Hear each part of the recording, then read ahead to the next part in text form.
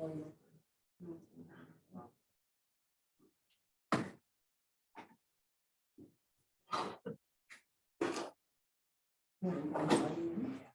just in here. You want the big ones? Yeah, I probably will. Thanks. Jeez. Yeah. Somebody should use it. 6 o'clock, I will call the meeting to order.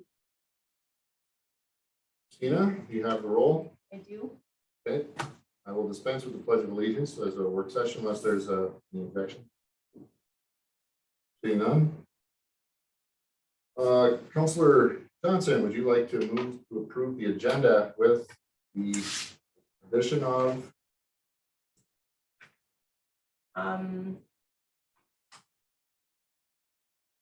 Our city attorney has noted that the agenda needs to note that the reason for the closed meeting is in regards to the city of Blackduck versus J. Stranger and PERA. And that does not state that on the agenda, so. Okay. I will make that change if the council approves them. I would make that motion, or Don, you want to make that one? I can make a motion to approve the agenda with The changes. changes. Yep. Change to number 6.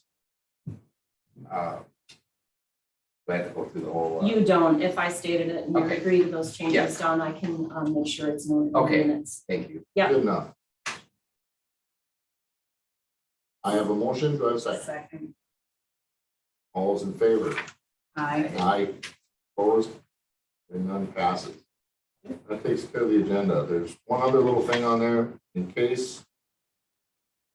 Is it Anger, Mr. John Angers? Angers. John Angers, if Yep. he's not here, we'll kind of wait for him. We'll move the We can business around. move that one around.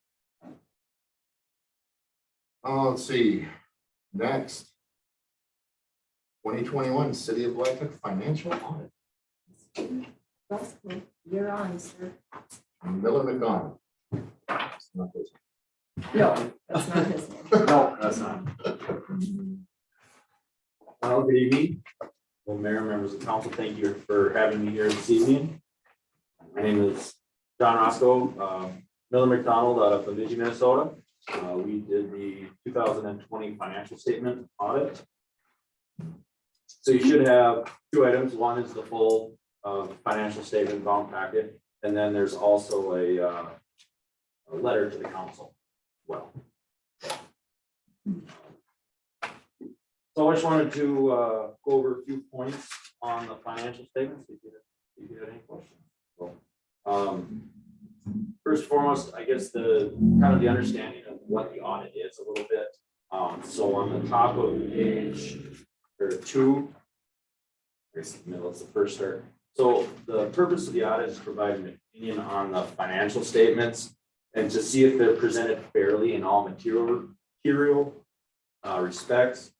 Just as kind of a reference, when we talk about materiality, each one of your major funds gets their own materiality level for each opinion. So for example, the general fund is 15,000, whereas the liquor store is 22,000.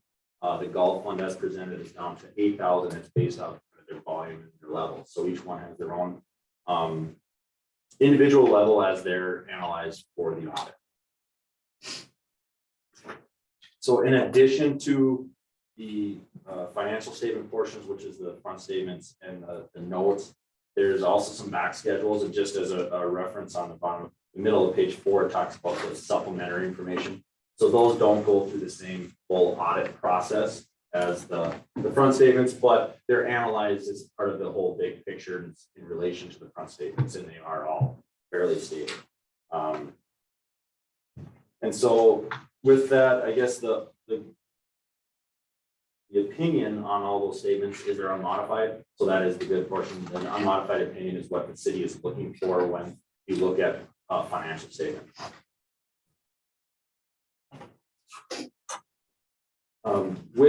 If you're looking at last year's also, just kind of wanted to point out there's a change in the format. So if you're comparing the 2 years, that isn't anything that the city has done. It's a new standard that It's trying to make it easier for people to read it and understand it and the importance of the information. And so there's no change from the city standpoint.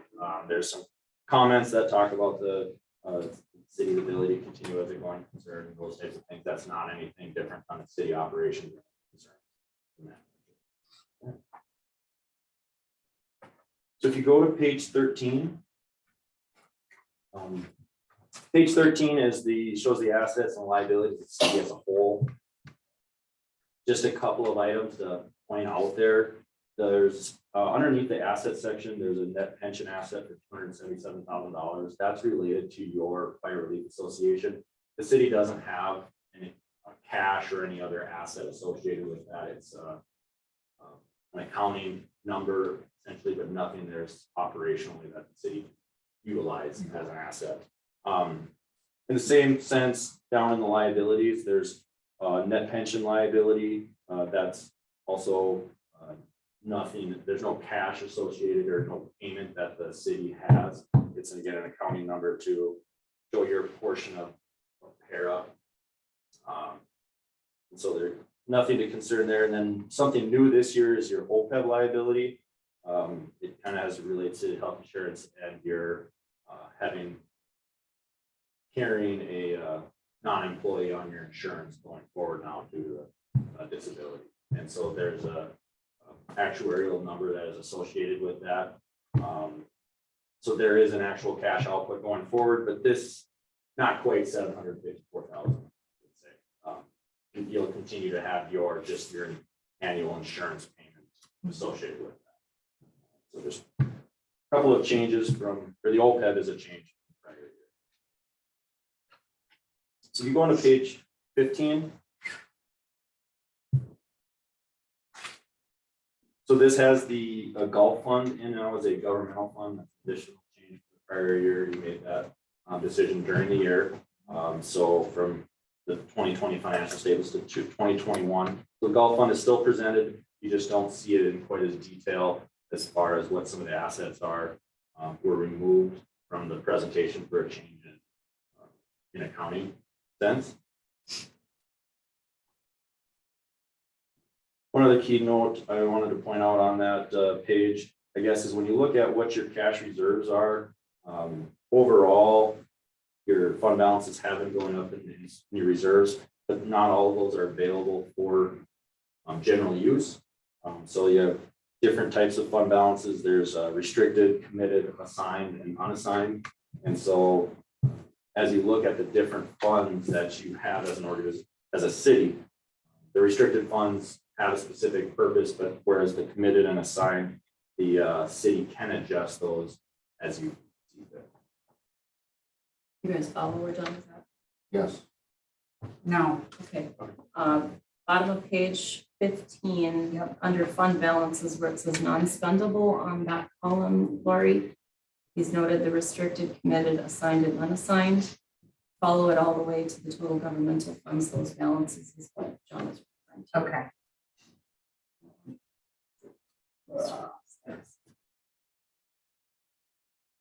So overall, then on the fund balance there, the general fund does have an unassigned amount of 277,000. That's kind of just as a reference point, the state auditor recommends try not to get underneath 5 months worth of your future annual operating expenses. So right now that's sitting about 5.6. Kind of on got to the bottom end of it. So that's where when you look at the amount of cash, really for the year, these funds of 1.6 million in all of your funds and $312,000 in the general fund, the amount that's kind of available without any restriction is down to 277,000, 5 months worth of your. You go to page 17.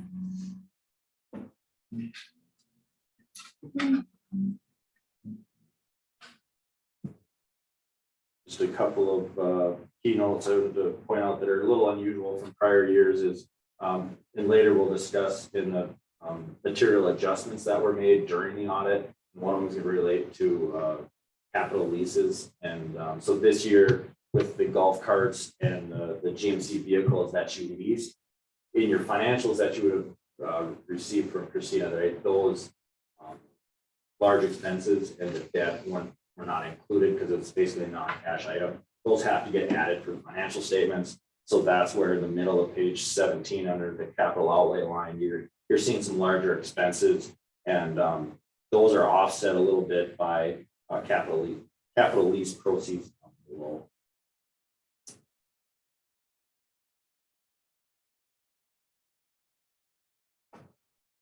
Go to page 19. So this is your enterprise funds, your water, your sewer, and your liquor. So this is where golf would have been included last year. So now that's been removed. Again, there's a net pension liability towards the bottom that is not, there's no cash or operational liability associated with that. So that's nothing the city has to be concerned with. One area that of fund balance that did take a hit, net position in your liquor fund, just wanted to point out. So down on towards the bottom, it's down to $83,000 in unrestricted. With the projects that you did, a lot of your cash reserves were utilized. So that is down to the 1.7 months worth of operating costs. And just a kind of a reminder that unlike water and sewer where you can transfer out cash into it, you're not supposed to transfer cash back into there. So as you look at your transfers going forward and your reserves, that is one area that Can't go back the other can't way, go back. Right. And part in the lack of cash reserves is two things. One is the golf fund, 111,000. So that gets some cash back into that can get put back into the liquor fund because it was considered a loan and not a transfer out. But as far as the operating budget and your future transfers that you've been sending to the general fund of 75,000 this year, that could potentially be a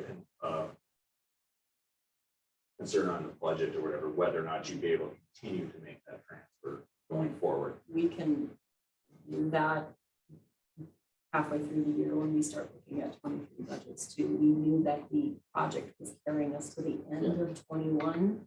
So of course we were closing out checklists and everything on that project and utilizing cash funds from the liquor store to finish out that project too, that the obligation loan did not fulfill, because that was our portion of it. So it drew that balance down.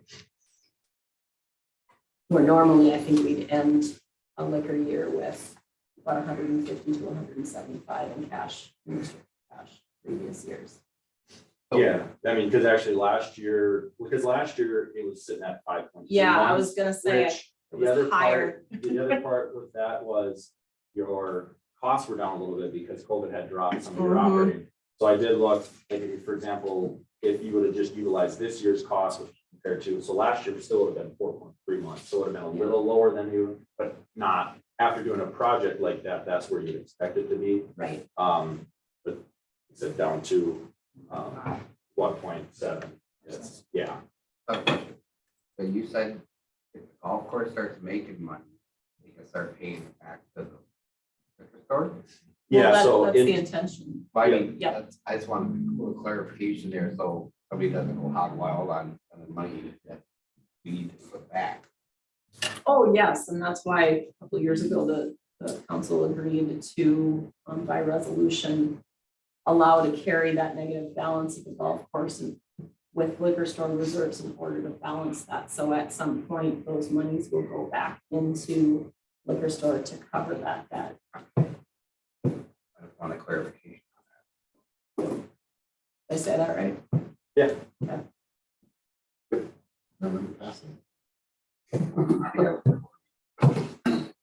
Because yeah, if you look at page 20 or in the liquor store did have an operating profit for the year. So even though the reserves have gone down, you're still not in that, 2 out of every 3 years of having an operating loss, having to evaluate the liquor fund. So it Are you did- looking on 20? on page 20? Yeah. Yeah. The operating You'll see the income. net income was, 36, almost $37,000 before transfers. So despite everything it paid for, it still made a profit. Right. Right, How right. popular the liquor is. Well, and the business is growing, so that's the, And we're moving in the right direction. Next, In addition to the financial statement audit, we're also required to review certain statutes that the state auditor has selected during the audit. So that's back on page 97. We did have to include one compliance item. It's a report about outstanding indebtedness that goes, it's a report of your debt balances to the county. And it wasn't filed on the time, and just basically get it on the checklist to do going forward. It's not gonna be a major concern going forward, or also as a finding that is going to the state. It's not one of the, just basically just has to get completed, and it has been completed and submitted. yeah, there was a delay between the county requesting it and the city completing it. But I don't think it was real long. I think I had it in by March. It's usually due by the end of February, I believe.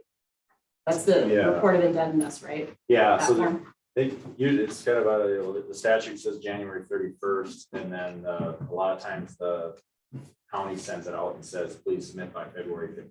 Yeah, So, it was after both of those deadlines, so that included it in the report. On page 99, so as part of the audit, we gained an understanding of the controls, internal controls, and have to kind of evaluate the help in our audit planning process, but we don't do an actual audit of your internal controls. However, if certain things come up during that process, they can be included in this report. We did have a couple of items that we had to include. One of them consistent in prior years, the preparation of financial statements, which is very common in a city of your size in nature. It's typically considered not cost effective to get rid of that finding, essentially. So it's just kind of to be aware of the overall financial statement review process and some of the keep up to date with some of the changes, not necessarily having complete the process by yourselves, but just part of the review. And then the other one is segregation of county duties. Obviously, the city size doesn't, same kind of thing as cost effectiveness. I wouldn't be nothing to be overly concerned about. It's kind of also a reminder though to the council that one of the main controls in an office that is small is the monitoring, and that's where the council comes in as far as the review process. Double check. The third one we had to have is material audit adjustments. So during the audit, we had to propose various journal entries. This year, there was enough entries that the material audit adjustment finding had to kick in and be included. A fair amount of them are operating. We'll kind of take a look at those here shortly, but just to try to be mindful of. One of them, I guess, would be also your funds. I think one to be mindful of is each one of the funds has a specific purpose, and making sure that the activity associated with those is being utilized. I kind of came with the revolving loan fund. One of the journal entries was to move activity for this parking lot and the redevelopment project. And so that's fine to reassign funds associated in that project because they were unrestricted funds. So the city was allowed to do that, but then you transfer them out and account for them in a fund more appropriate to those projects. So just to elaborate on that, when the council sees their end of month expenditures and all the funds are listed, I've added that capital projects fund. It's a 401 fund now onto that list of balances. So going forward, the finality of those two projects will be funneling money from that 250 account into that 401 account and reimbursed appropriately, just because that's the way those two accounts are actually classified for. You should have been putting them in there first and paying them out of that classification of fund. 401, right? Correct. Yeah. As a matter of fact, in addition to those two funds, the PAFCO Moon Stage project we're gonna funnel it that way as well. That'll have its own separate account It'll go through that 401. through the 401. Yeah, it'll be, I'll keep track of them as a project within that fund. Very good. So in addition to the financial statements, you should have this letter to the council. This is a letter that is provided for all audits, communications with governance. One item that is different than last year's, there's in the bottom of the first page, it talks about estimates in the financial statements and that OPEB liability that's related to that health insurance is added.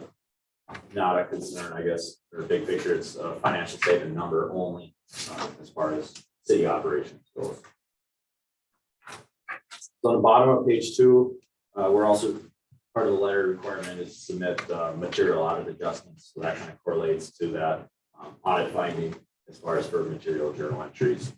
So some of them listed, we had talked about capital leases, the loan proceeds, getting the expense and the debt associated with it. They're both, since they're non-cash items, but still get recorded. So it shows what the operating activity. And then one other one that would be different from what you would have seen, the grant revenue with the COVID, unspent COVID funds don't get classified as revenue. So we had to move them to a liability. So if you aren't spending them, you would have to return them. So once they're spent, and so it's not really the cash probably won't get returned, but from an accounting standpoint and just a balancing of your books, that's where you would record that. So we had to make that adjustment as well. One other one is to make sure that the transfers in and out quickly. So there was just some account coding that goes with it, and so then it changes from where how the expenses are presented on the financial statement. So when money is moved between funds, just making sure that the movement in and the movement out all net to zero for tracking purposes.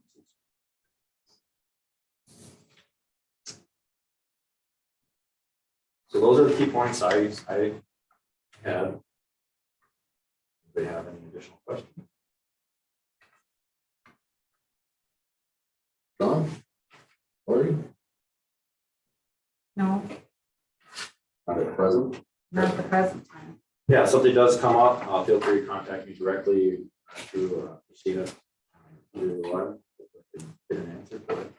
It's a lot to digest, and I can just state from experience that unless you go through this more than 1 year and really dive into the statement alone and know what happened and transpired the year prior to really get the numbers in your head, you probably are not going to catch anything. And I'm not trying to say that that's a bad thing as a board, but I see these numbers every day and every year.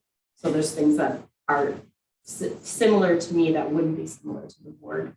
Right. In a large dollar amount. Yeah, the OPEB estimates kind of threw me off a little bit. Yeah, and they will, but what we do in accounting in-house versus what we have to, and Northern Valley needs to report on our behalf to the state auditor looks differently than the way our basic accounting system is working. So they have to take all of our numbers and translate them into GASB, which is what the state does.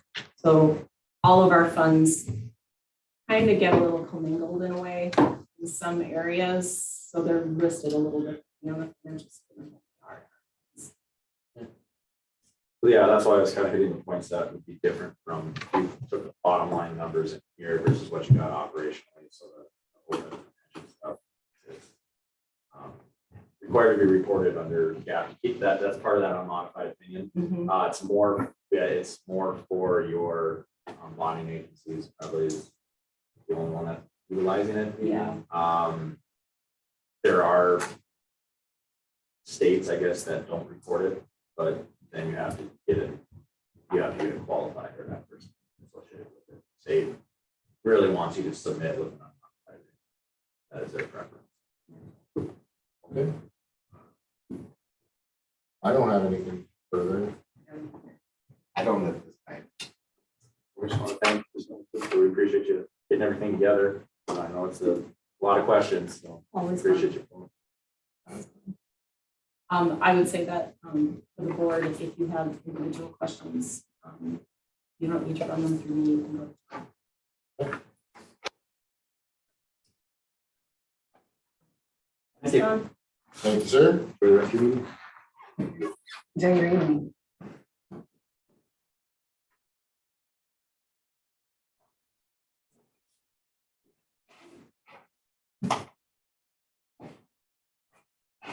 We can move on to old business. Works. Construction meetings, timelines, all that good stuff. Yeah, I'm not gonna go into too much detail unless Mike wants to chime in next.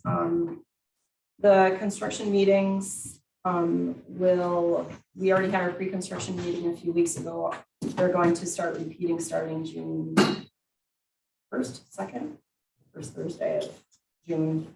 There will be either one every other week, or first and third. I don't think they've repeated it quite yet. As the process continues, TNT and WITSEF have also provided us an actual construction timeline. Mike has looked it over, doesn't have a whole lot of concerns. This was provided to Angela Bacavoy from USDA as well. I'd say the only thing that, Mike had a little concern about is that, exterior concrete is going to get poured in November for the perimeter of the building. Hopefully they're ahead of the game and that won't get too late, because we could be freezing the ground by then. But we both kind of said it kind of makes sense, it kind of doesn't. It depends on how much is done interior by then, how much traffic and stuff is run over the ground around the building at the time. But everything else seems to be within a decent amount of time frame. They have until the first or second week in January to finish the project. 108 days. 108 days to finish the project. And that was from notice to proceed. But it looks like the timeline they gave us puts them ahead of that by a fair amount, Yeah, which is what we were really hoping. right. I went by there a little bit ago and I see it was staked out. A lot of it staked out. Been staked out for a little while. There's some material that's by our water plant and stuff down there. Yeah, that's the Yep. As it pertains to the interim financing, I have an obligation meeting that I have to have with S&P. And I did that for the liquor store project as well. It's just to make sure our bond rating is where it needs to be. So I have a preliminary meeting with Todd Hagan from Ellers tomorrow morning with S&P to go over their questions.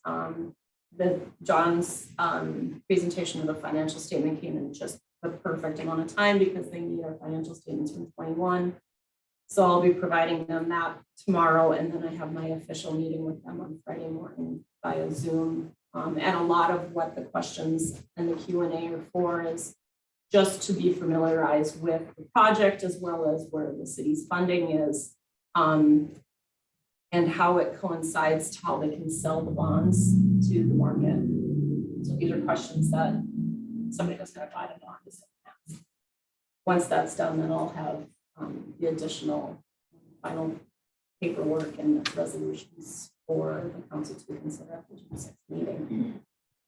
It sounds like what Todd had presented at the May council meeting will still be on track for a closing of June 23rd.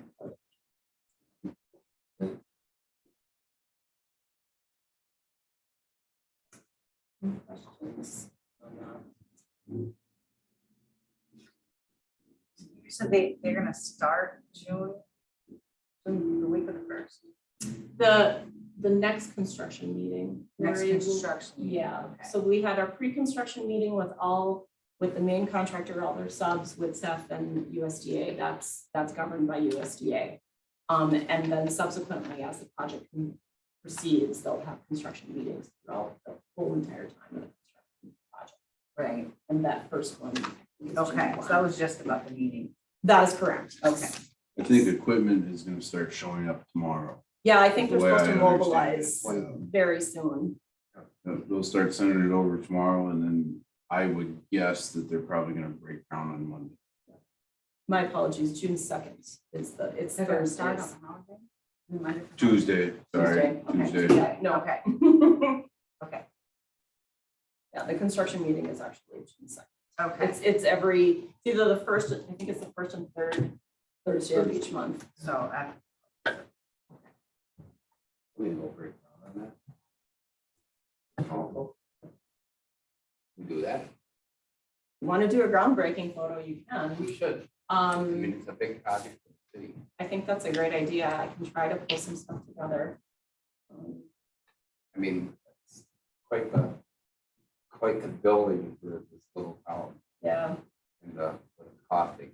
we could gather all the parties together and do a dirt scoop, Yeah, is what you're thinking. well, we Um, should. that's a great idea. Let me get in touch with Lindbergh's, because the last time I had a photo op for that, they got involved in their lily pad fourplex over here by Restaurant 71. They might still have like hard hats and shovels and stuff that we might be able to utilize. I've got all I was that. gonna say, wouldn't Mike have a bunch of it? Well, I mean, It's these just not were the like, cleanest. yeah, Might not want to put something on. We throw some mud on ourselves. we could, if I can get it organized prior to, I mean, even if they start mobilizing, we can still. do the photo. Okay, If everybody, just pay attention to your emails, this next week, Christina? I will do my best, yeah. The holiday weekend. I would say I probably wouldn't be able to do it before the next council meeting. I would say between now and then, or shortly I can be after back. next council Yeah. meeting. I'll be back. Yeah, Okay, so, sometime. I mean, at best, I could try to organize it so it's prior to the next council meeting. Oh. And then, everybody Right. come over here to convene the meeting. That would probably I like be that. easier Yeah. on everybody's schedules, maybe. Yeah. Yeah. Hopefully it works for TNT. I don't, Well, put it together and see what happens. I I will. think we're pretty much, Push comes to shove, I think we can all find a few minutes to grab a shovel and go over there. Yeah, yeah, maybe we can get Jennifer there. and take- I like that. Promote it. Yes. Okay. We're done with that part. Mike, I only have one other thing for you. And that's that street light that's laying down there. On the old business, yeah, I mean, I've got new business coming up still here if you want to talk about it then. Otherwise, I'm not real impressed with Beltrami Electric right now anyway. so. We can touch on it later then if you want. Okay. That's great. An agenda item I need on here that I didn't approve. No, it's, we just talk about it real quick.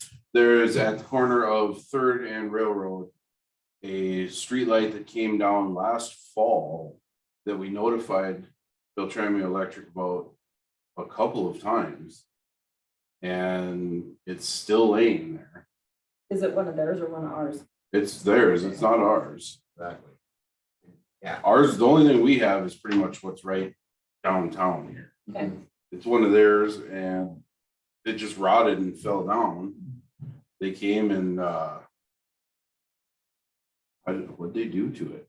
I think they took the wire off of it and it still laid there and we actually pushed it back into the property so it wasn't out in the way and wouldn't get damaged or stolen or damage a vehicle. It's still there. I'll try to do a follow-up. I think we should talk to them. I mean, we need to talk to them anyways about these Christmas lights that are still up. No, I'm on it, don't worry. I'm They've been requested. I didn't mean That, there's a boom truck down at the old cell phone. They still have leads, they'll have a boom. Oh, We should see if we can make it deal with it. They need. All right, we gotta keep going. Yes. American Rescue Plan. Minnesota Pump Works should have been notified that their quotes were approved. they were, and they have completed, I believe, I'd have to double check all the work other than the 4th Street lift station. Okay. Because the lead time on pumps. Okay. Everything else they had on hand, the stainless steel rails and all that stuff. So those other lift stations have been rehabbed For the quotes. per the quote at this point. Yep. The before or after we got all the water. After. After. After. Good. And the stump jumpers, That's still pending. The club knows they have till the end of June to get the parking lot done. So hopefully I'll have more. that's. But we don't have their lease agreement. The lease agreement will be after what I'm talking about, after June 30th. Deadline is for the project completion. The lease agreement can come after that. My biggest concern is getting the project done, pictures into the DNR so the city and the club can get reimbursed for the last part of the grant, which is the materials and the labor to complete the lot. That's the deadline. After that, the lease agreement will continue, will be a working document between us and the club. It does not, the project doesn't, its expiration date has no hold on when that lease gets done.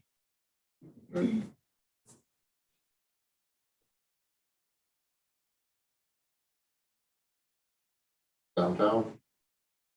I had a meeting with the contractor and with both contractors, and we banged out a start date of right after the 4th of July.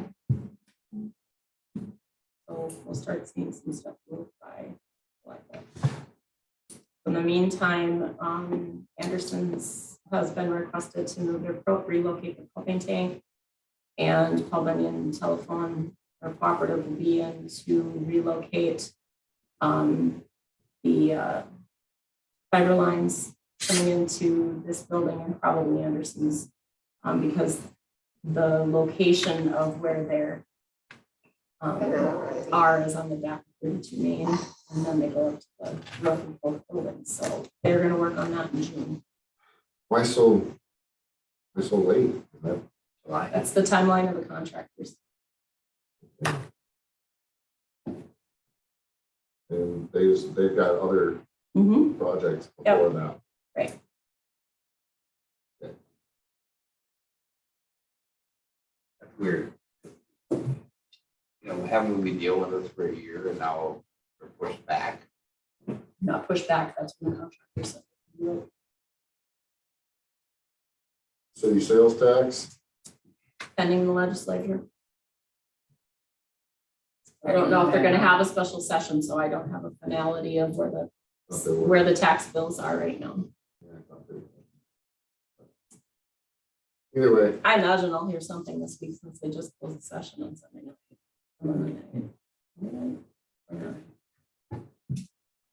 okay, we are to F, County Regional Library. I believe that's why Kelly and her representatives of the board are here. Okay. Go up and. So Sure, I put my notes. I was asked to put you on the agenda, Miriam, so I don't even know what we're discussing Well, except for I'm the, afraid I might. lose probably something the capital appropriation project. So, for those of you who might not know me, I'm Miriam Osborne Doherty. Actually, the treasurer of the library, and moved here probably 16, 17 years ago. And I was trying to remember, it's before Kelly's time, but I've been on the board for about 10 years for sure. So I don't need your agenda, I need my notes. So I know that we were on the agenda last month, and Kelly was the only one able to come because it was the day after Easter and most of us were out of town. So we've had time to meet and talk to Lori and to talk to Mary, and I have talked and made some notes and talked to Kelly. So I'm going to try to address some of the things that we understand came up, but we weren't here. So if I step on something that I shouldn't have or whatever, you'll have to let me know. And I want to let you know that we are here as, this is a community project. This isn't a library project. This is a community project for everyone that's involved. Our library covers many areas and part of the, not just Blackduck area, covers the joining areas and different areas. So one of the first things I want to talk about because I think there was some misunderstanding is, and then I just have a list I'm gonna go through, and then you can let me know what you have to ask or question, or if you want to stop me in the middle of something, stop me. I talked to Grant Frenzel after your last meeting, because I think there was some misunderstanding, and Grant told me, I said, Grant, I just want to make sure that we're still on the same page and what you talked to. I think Mike was even there that day, and I know that you were, Max, and that we're still okay, has Deerwood Bank changed their mind? And we're talking about the building across the street for the library to look at making a move into the old Wells Fargo building. And Grant said, no, nothing has changed at all.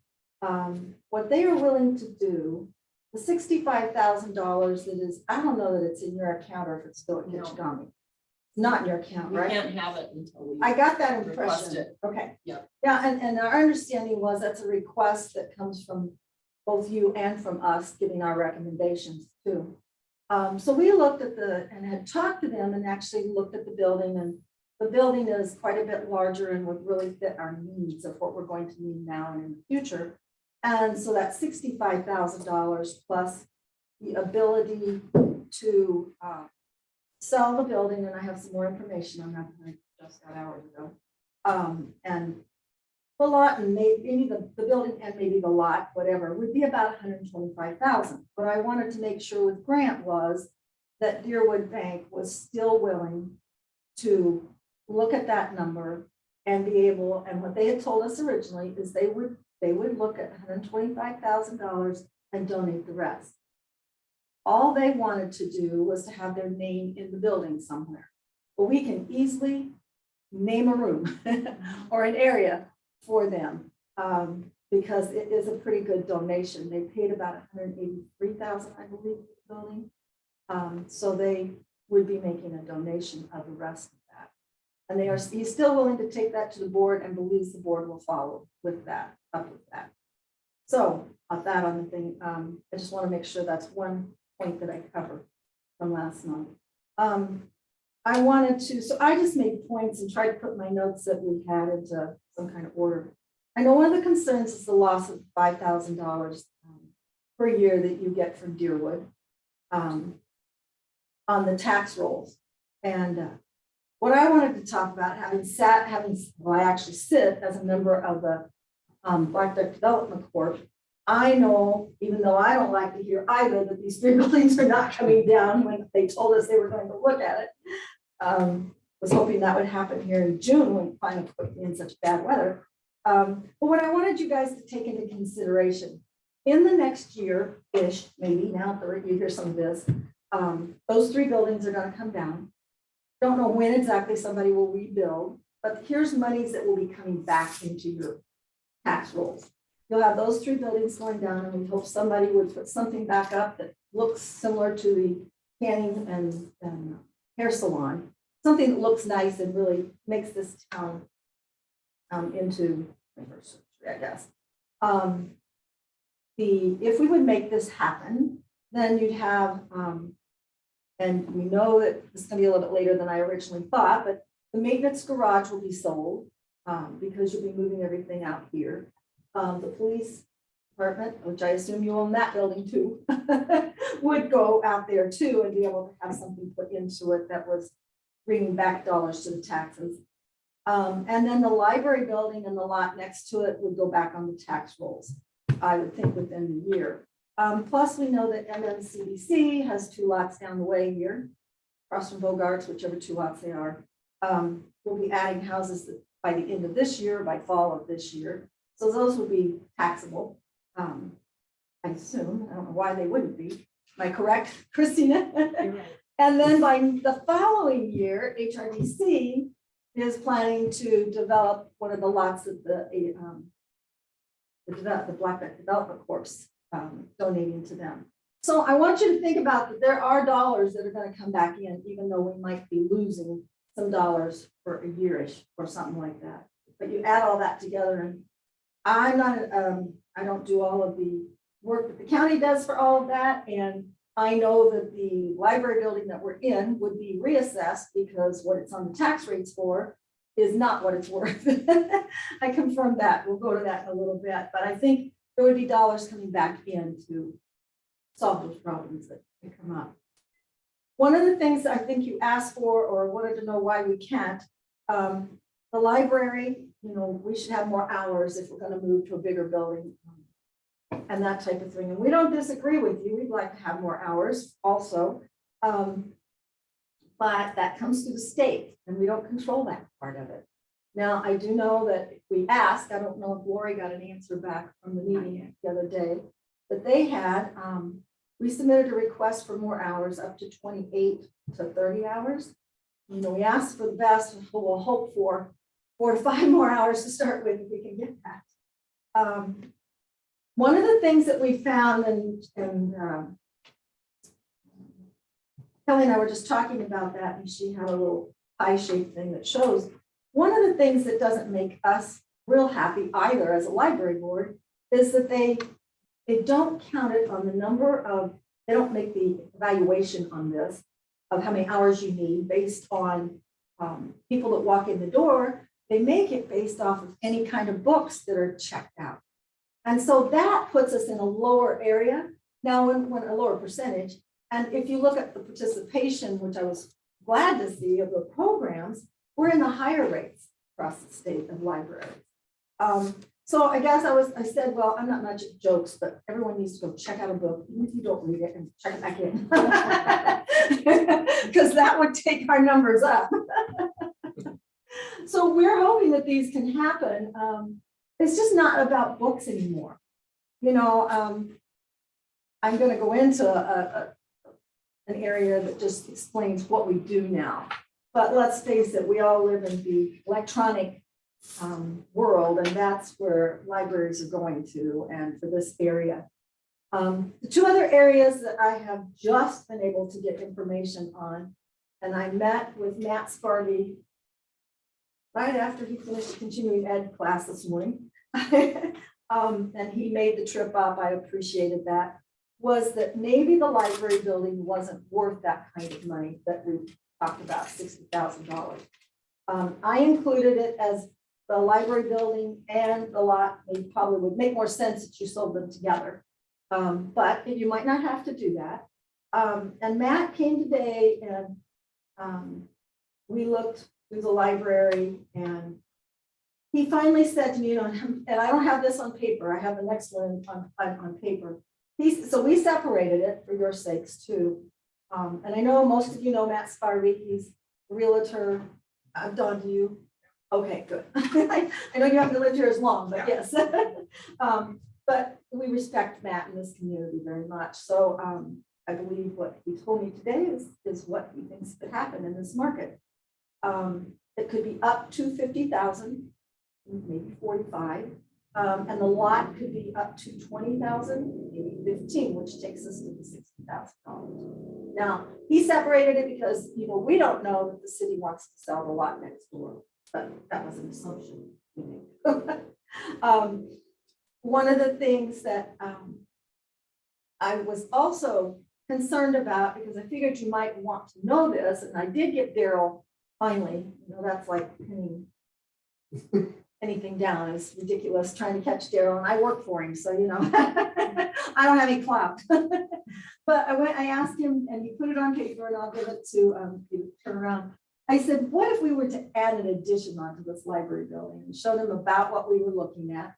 And he estimated that it was a 36 by 16 addition to include, we were looking at some storage, office rooms, and conference room, meeting room. And we added, because we had wanted to be able to add a water and sink, add water to that side of it in the sink, so that at that meeting room, we could serve coffee and not have to go back to the little kitchen. No, it's not in the kitchen, the hole to get the water.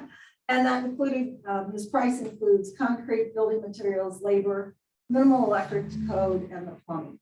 That was $139,600. And so we did make you a copy of that and pass around.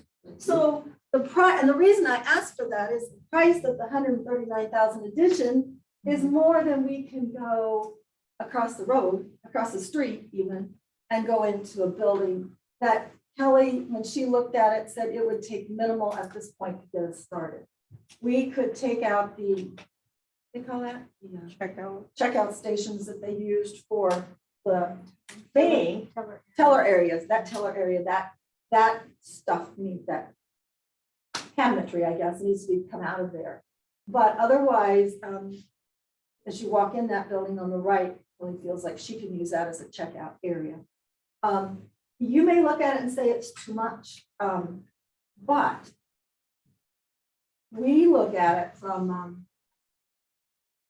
I'd rather expand, have room to expand, and then I'm gonna go through a listing of needs we already have, rather than not having enough, and it puts us right on Main Street. And that should be a benefit to everybody here, because we're trying to bring people to Blackduck, and that's why, and I think I have this in another spot now, try not to say it again.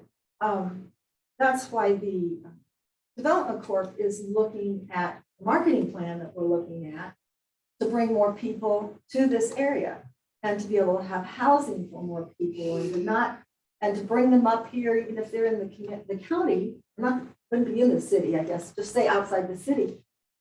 They're still going to use this library. They're still going to use the facilities and the services that we have here in Blackduck. So I think we need to look at that when we're looking at the needs of a library in this area. We're already regional because it takes people that come from all around rather than going down to Bemidji. If they're in the community up here, there's very little up this direction north of us, and whatever direction that is, because my directions aren't good around here. So just to add that a little bit.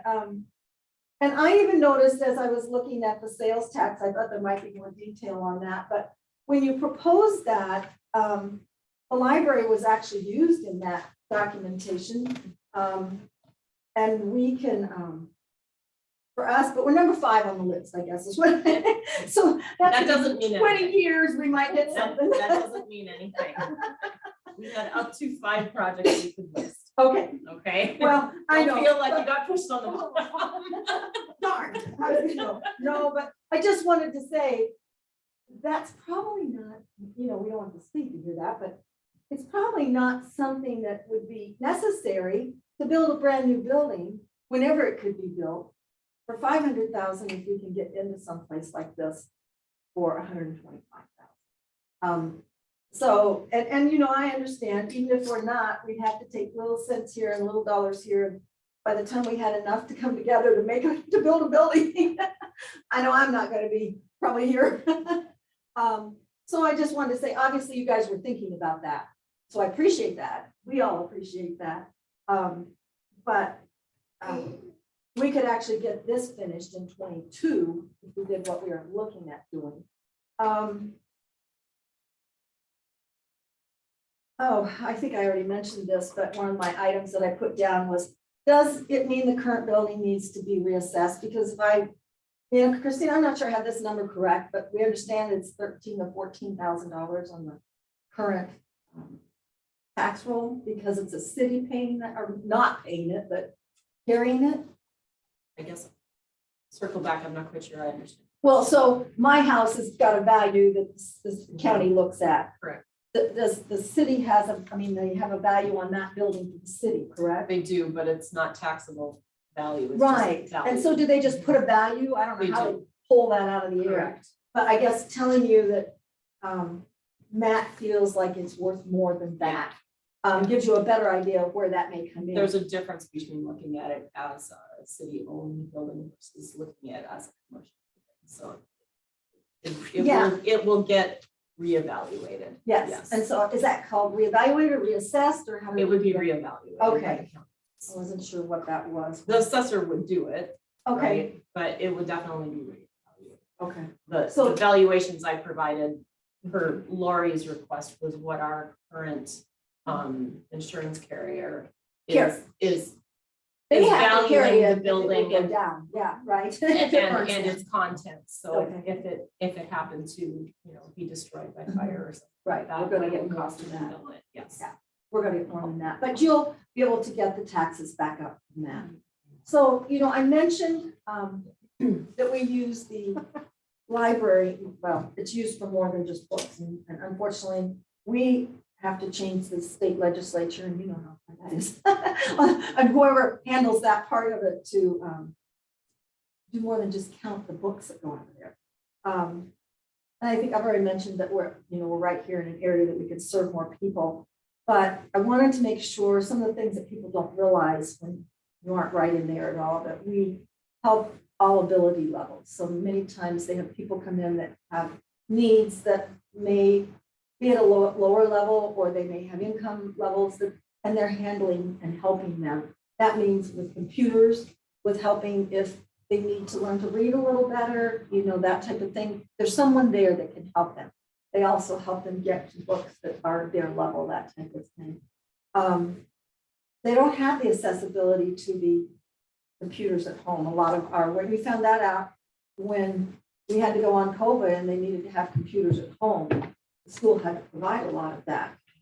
And so we find that not only do kids need to use it, adults need to use it. We have people coming up to the building, and granted, they could do the same thing up there, but using the Wi-Fi and that type of thing. Kelly and I were just talking today about how now that the resort season has come in, she's getting more and more people, and I'm going to let her tell you about what's coming, how many more people are coming into the library. But they don't have, sometimes if they're just doing it in an RV, or some cabins are set up so you can only get it when you're inside a cabin, that type of thing. I mean, you understand they're not trying to make it free for everybody to get it all around their neighborhood either, so that's probably why. But we've also been we would be able to allow, we have some small classes now. Education, Mary and I sat in there the other day, and there was a lady taking a class, and it was just hard to try and even put our notes together because she's busy talking, and I said, I can't even focus, and I usually can through something like that. Or trying to do their taxes or something like that. There's been testing recently and proctoring of tests. And that really needs to be a private area so that they can do that in. This building over here has 4 to 5 rooms available for that. We could offer space for families. We have supervised visitation that we've been asked to do at times, but we don't have a very private area for that. We've made it work with what we have now. The social workers would like to be able to use it to meet. What happens, and sitting on the resource center group also, is that people can't always get to Bemidji, and the transportation is huge, and that's something we fight all the time on the CRC level, trying to make sure people can get down there, or Larry doesn't have room over there with the second floor and that type of thing for a social worker to even meet with anybody. We don't even meet there usually. We do it by Zoom now, and we had been meeting at the free church just because there's just not enough room for us to even have a little board meeting. We offer spaces for family. Oh, I already did that, sorry. We also are offering community programs, as you already know. We do summer programs for the kids, winter reading for adults, kids and additional crafts. Oh, for kids, can't read my own notes. Kids and adult crafts, Kelly's doing all of that. She's added so much to our library since she came. And we really appreciate that. Movie nights, educational legacy programs, we would have room to have them ourselves. So they're trying to find some place for it to actually happen. And what we find, I know I hear from Kelly and I hear from Lorraine, we're really a social opportunity for some folks.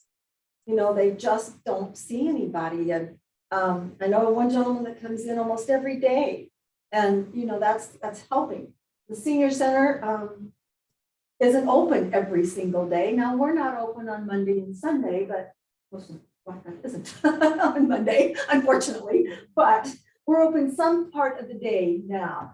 Not as much as we'd like, but at least it gives someone to go. Sometimes I think they're using it as a place to get warm, an unofficial babysitting after school, although we appreciate the kids. I was in there the other day when we were meeting there were kids coming in. That's great. That's what it's all about. I mean, it's a community taking care of kids and the adults and everyone else that we need. I'm not sure, and I know not everybody's in this world still, but newspapers are available, the internet's available, copying services are available, faxing, notary. We have restrooms, baby changing stations, and Oh, when our visitors and all are in town, you know, for the summer months and all, they come in and they use that. And sometimes, you know, if they just need to use the restroom, but they come in and they get a book for the week and take it out. That's selling your city, you know, when people are coming into something like that. Our book sales in a building like this could be ongoing as they are in Bemidji.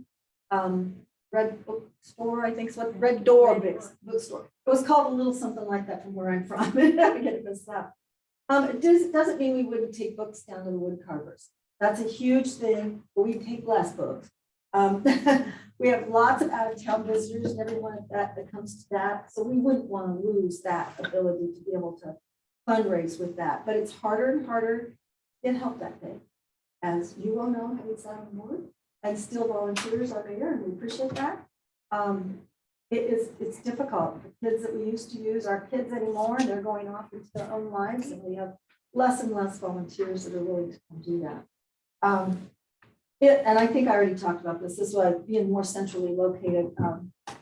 A lot of times we hear, well, I didn't even know that Blackduck had a library. We're kind of off the beaten track. But that also would help with, you know, bringing more people to town and what the DVC has planned also.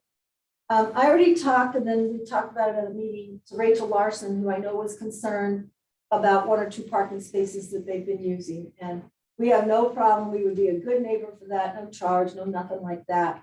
And I said, you know, if we can make this work, you don't have to worry. And the library parking would be off the street, giving more room for the parking that Natasha's on the street we're on now, and also not taking up the dental parking and Anderson Fabrics parking that's on this. We were even talking about this, but I thought I'd put it in. The city council or the city needed to have a little bit more space to lock away storage and fireproof. That huge safe is over there too. Upstairs, downstairs, you know. I know how trying to keep all those records takes up a lot of room. Last but not least, I certainly want you to know we have a fellow library that was in the same position in Wadena. And I'm not sure exactly what kind of building it is. It probably does. They had the opportunity though to change the building that their library was in, and they jumped at that opportunity. Kelly talked to him and said, "This is fantastic. Why would we, as a city, not want to do that?" What I guess we're asking for you is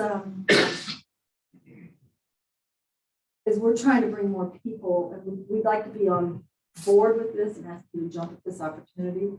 Kelly, I did say, and I put a little note here to just, would you tell them what's been happening since maybe spring started or whatever we call it? Well, all the snowbirds are back, for one thing. Well, that helps, yeah. But definitely with all, especially since COVID, with all of the people camping, RVing, they're all coming to the library. They either need Wi-Fi for email or they don't have any service with their phone or anything. So that's why they come to catch up on everything. They check out movies or books because they have a DVD player. I don't know, but or they just come ask, like, where's the best place to eat?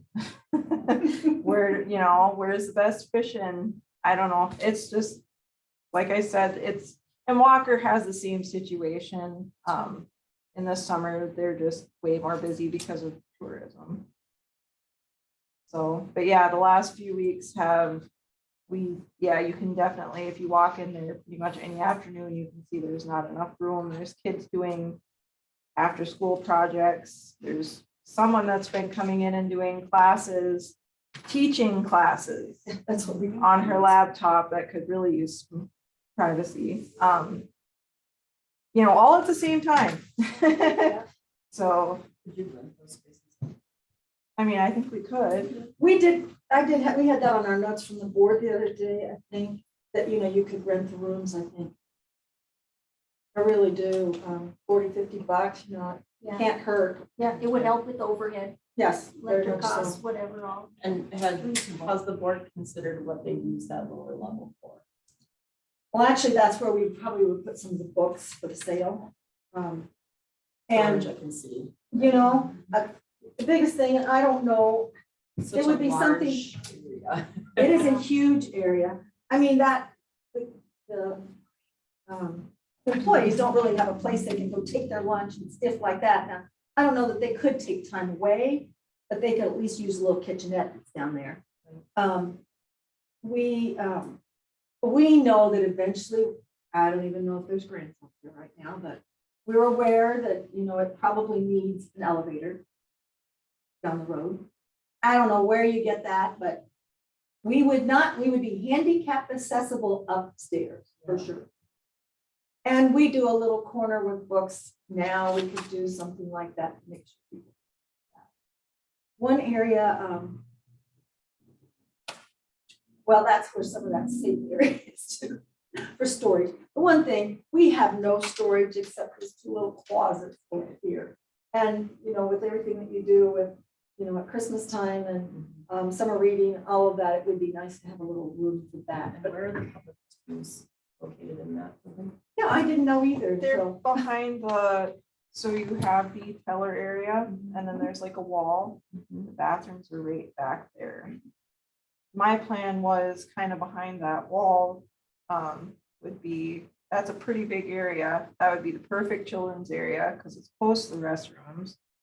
But it's not totally, you know, if kids are back there, they're not distracting everybody else. It's mine, but it's still open. So it's only one restroom though. No, there's two. There's Male two. And then Okay, there's the so it could be restroom family. downstairs. You know, we'd like to be able to still put, she has a changing table and all of that. And I'm not, you know, we could work it to where there could be an area for that. I'm not sure. This Did back. you say that there's two restrooms, one upstairs, one downstairs? or No, did I there's hear two upstairs. There's I believe it was a men's and a women's. Okay, And then there was one downstairs as well. thank you. I thought I heard. So I guess anything else, Kelly? you think of? I don't think so.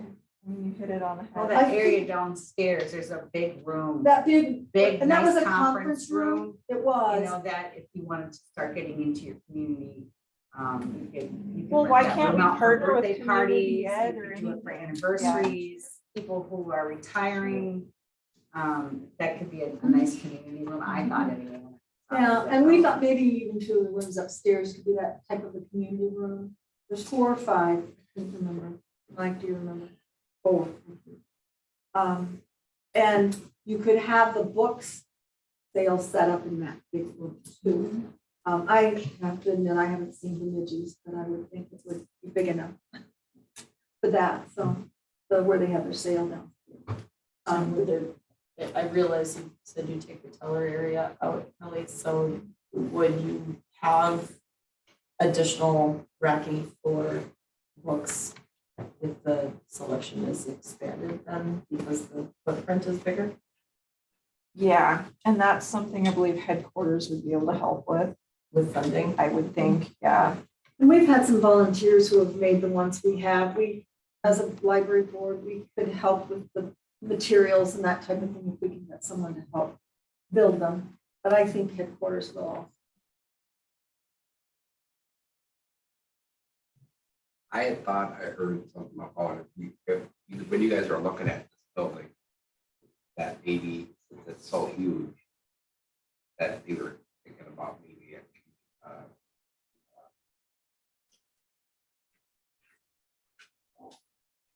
community at, not community at, Oh, what they call it? The community center. Kim, that's it. Thank you. sorry. Yeah, we had not looked at that because it doesn't really give you the area to keep the privacy that we know some folks will need. I don't know where you can play basketball or anything like that downstairs.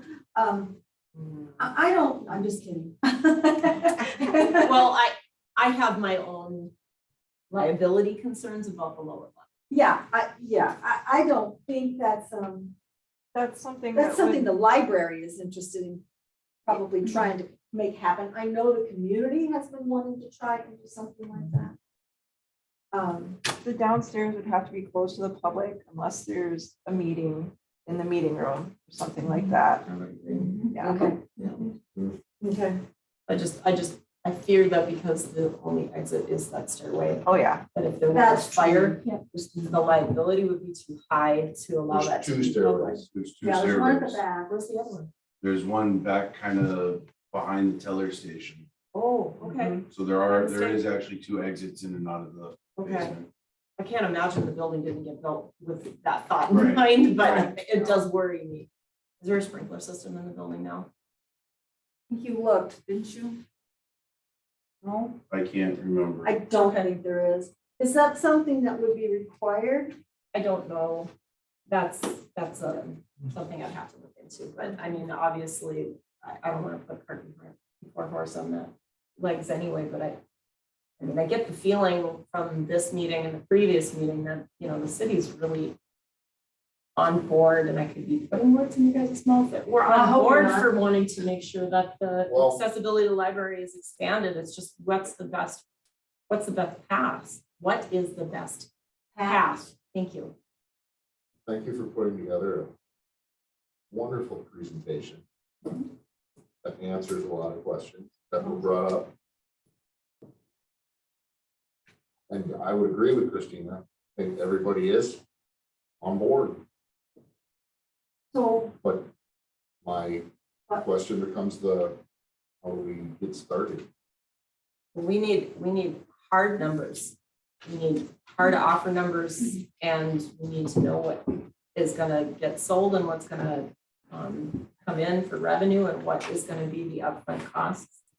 Because, and just thinking out loud here, Max, Yep. because the library was put on the sales tax proposal, if that gets approved, although the city put it in as, you know, building a new library, I don't see, because it's of its regional significance, if the city acquired that building prior to the sales tax being approved by the voters, that any rehab or improvements to do to the building afterwards would not be eligible. I can't imagine they would not, because you're still improving on a regional significant building that, you know, offers so much to the area. I want to see all the hard numbers, you so know? tell me what hard, Grant was expecting to see an offer from the city of Blackduck saying they would, because we do not get to purchase the building. It's the Absolutely. city. Yep, well, And so, I guess that's my question is, Yeah. where are we getting this in between funds? well, that, I'll tell you what Matt told me today. I He don't know said what we that should, gap funding is. we should put the place on the market now. The market is possibly going to harden up and be more, we don't know where it's going. Interest rates could be going up in the next couple of months, according to him, if it even lasts that They long. have one. Well, I mean, more than they did. Yeah, they're supposed to. Yeah, and so he said I would put it on the market. If you're concerned about that gap funding money, put it on now. If we could tell Deerwood Bank through Grant that we are taking this process, go ahead and sell that building, and that we can't put it in writing to make an offer right now, but because you don't feel comfortable with that, I think that's part of talking to Grant. Then when it sells, which we hope wouldn't take too long, but I told them kiddingly, but truthfully, I don't want to move all those books till after the book sale. Would be one thing, but then we could go forward in that direction. We could put the library on the market. If you put the lot on the market, then they have to be a contingent that you don't get in until December 1st, it sounds like here, from what you just said earlier. But that's a suggestion that we would have, trying to start that way. The 65,000 could be asked for. We could ask for it and put it down as a, let's say Escrow. deposit, escrow it, yeah, for 'em. so that they know what that those were our intentions. And I guess my question was at the end, what does it take to get it out of the work session and into, and I don't know what the process is, I'm sorry. I worked in county government before, so I know state government law a little bit. Does it have to be pretty well settled in this level before it goes to the So city council meeting? the council cannot approve anything at a work session.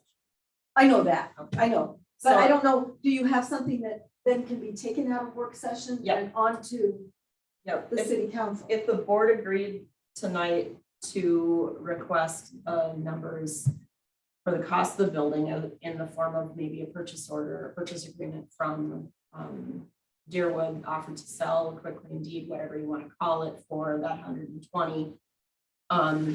You know, we could truly provide that consideration to the council at the next council meeting, if that's what they wish to consider at that time. But if the board agrees tonight that they still need to see more information, then that's, you know, their conversation.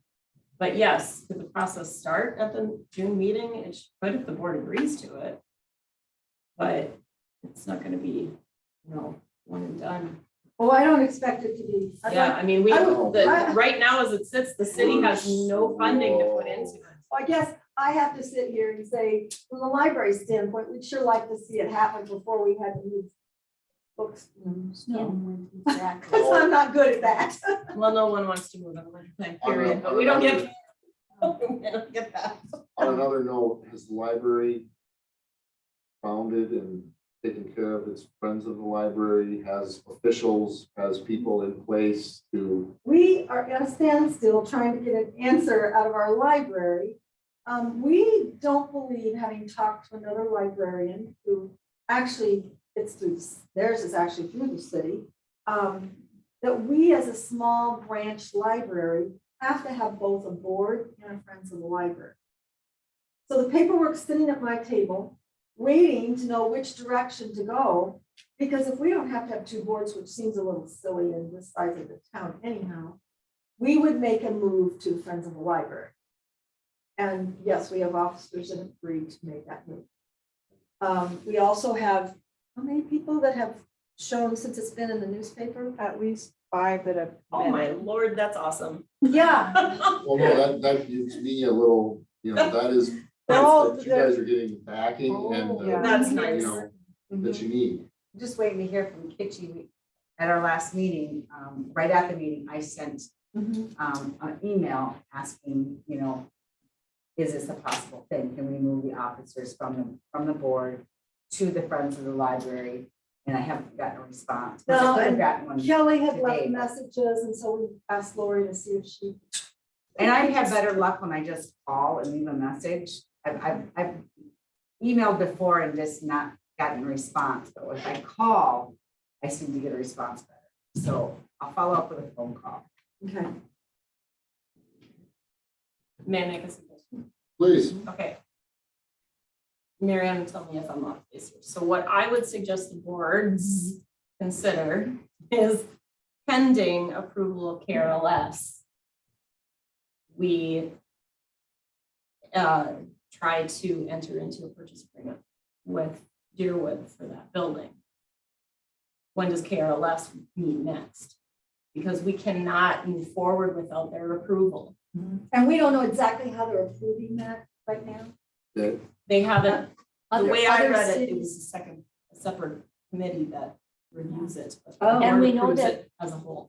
Some of the other branch cities already have gotten their funds. Yep, So, I mean, and some of them got it's- denied too. Yeah. So we want to make sure that we're doing it right and we Yeah. get, Mhm. They have the wording right and what they want, which. Right. It seems to. in other words, what I'm seeing here is you got two boards and everybody's getting along. We're all playing nice. And Kitchi should see that. Unfortunately, they have a new, I mean, for their benefit, for their defense, I guess is what I should say. They have a brand new manager, director. And so she comes from out of state, so she doesn't know Minnesota law. I had to try and reach her, I I think she lives here in Bemidji and drives down to the river every day or whatever, 4 days a week. Okay, So I suppose, I don't know if she knows that, I mean. I don't know if she knows it's all of okay, that. it's okay, it's okay. Oh, But thank I you. would I think we should take Christina's suggestion. We'll have it worded pending KRLS's. I guess I see a couple different steps, Max. I see the first step being the city, the council and the library board need to agree on a letter. It needs to get to, and it needs to get to send to KRLS. Okay. When do they meet next? Well, that'd be my concern for the full board. You just had one, right? Okay. So does that mean June or July? It'd be July. It's yeah, there's a meeting in June, but it's not. It's a financial meeting. It's not a regularly scheduled meeting, so it won't be until It won't be July. the entire board. Okay. Financial. But in the meantime, the council and the library board could formulate their request. Knowing how much the building is going to be, they're going to need to see some documentation from Deerwood as an offer to sell for that price. And that the subsequent costs to make up the difference would be to sell the other building. KRLS is going to need to see that too before they approve it. They're not That going would to throw be- the money at a purchase agreement that is not going to give them anything. Mhm. So is that need to come from the city? It says they will sell that building? It Because you own that building. in both standpoints, yeah. It's kind of a faceted. Do we all sign that one Yeah. and then it commits it? or- Yeah, I think the first thing we need to do is probably just tell KRLS that this is our plan in order to request the funding, and maybe the new director can advise both boards appropriately, because my concern is what I've seen from KRLS of how they're approving the funds. They have estimates and stuff for, HVACs and visible, tangible estimates. So they're gonna wanna see how much Deerwood is gonna wanna sell this building for. Okay. They're also gonna wanna see how the city and the library are gonna pay for the remainder, because we obviously have a net we have to make up, a gap. And there's that thing floating out there. Well, KRLS is probably not gonna give us the money until the other building is sold. So now you have a gap of use of the building. Like you said, you can't close on it until you got the other money. Now you got a bunch of unknowns. But if you do have the approval from KLRS to release those funds, the $65,000, and then we could put it on the market. If you all are in agreement. I think the Blackduck boards would be in agreement. I think my biggest concern is KRLS. They're gonna have stipulations. that- Yeah. that- I So think what they're are gonna we- have as many stipulations as we would need to in order to enter into a purchase agreement. Okay. Because then you got closing costs on top of it. So we almost need to draft a proposal to KRLS Okay. that both boards are In agreement. in agreement to move the existing library to a new building, but we have got funding that needs to be attained in order to finish the project out. And if KRLS is an approval of that, then our funding could be utilized to put down payment on the new existing, the existing building, excuse me, the new building. Well, Has there been any, anybody looked at the roof on the, but I mean, has anything even been done? To the We have to library? look at all this stuff at that building. That building is very expensive. well, I do know Matt's probably looked at it today. He didn't give any estimate, but said it was good. Has anybody Well, climbed the up Fargo there? Building or the library? Oh, you mean the Wells Fargo? Tied to Wells Fargo. Did He's you talking actually Wells get Fargo. up there at all? We went through the interior, we didn't go up on the roof, it's too preliminary right now, so So. Would this what I- be enough? we need to probably get our building inspector in here. Well, that's what I'm saying, because, there's a lot of, with a building like that, with a flat roof, you're gonna have, every so many years, you gotta put a new But you roof on. gotta put that rubber stuff. Well, that or it's Anderson the fabrics. HVAC, is the air conditioning on the roof, is it up to date working? I mean, these are big factors Expenses. that we need to, that I as a council member would have a question about before we bought the building. So, Okay. I mean, it might look good on the outside, but, Yeah, you're absolutely right, Don. you know, over all the years of just sitting there empty too, and the leak.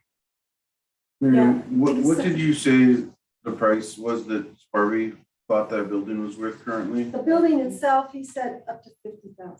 Up to. He didn't really give you a hard number. He or didn't more. think it would be less than 45. I couldn't get anything in writing. He did it on.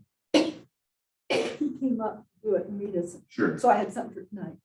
we can kind of think. The in our other heads. lot, he said up to 20. Okay. Now, when you say the 15. other lot, you mean my Where old you're- LEC building? I just, when we first talked about this, we kind of assumed you would want to sell that lot with it. I don't know, because you're gonna have to sell it. And he said, don't take it down.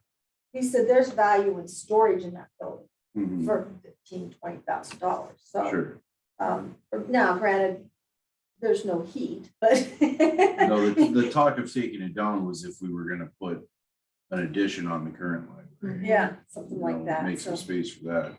So it just, I'm looking here, there's $65,000 coming from Kitschy. 64. Okay, is it 64? I'm just rounding to 65 in my head because it's. I have That's okay. 65, 683. That's. Okay. 65. Okay, use 683. 65 in your head. So, and then if you're gonna get 50 from the building, if we can get that, brings it to 115. You're gonna purchase the new building for 125. It's a $10,000 difference.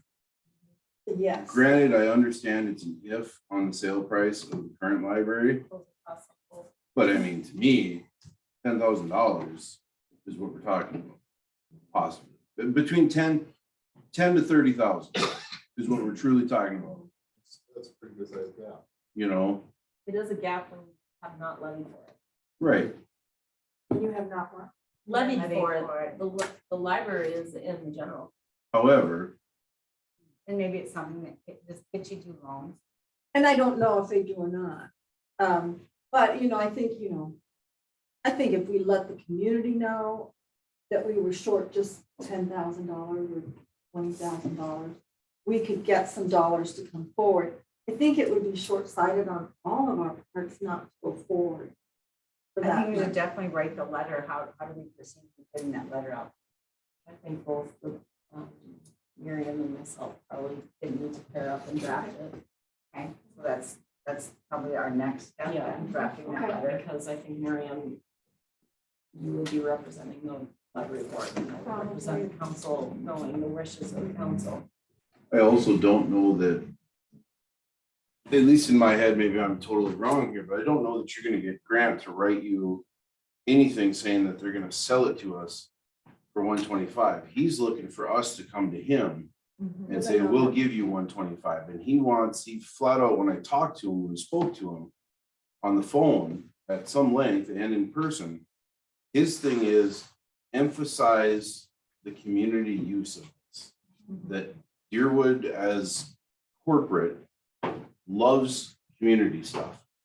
So the more that we can show them what this does and how it does, the more willing they're gonna be to donate that 60-some thousand dollars that they're losing on this building.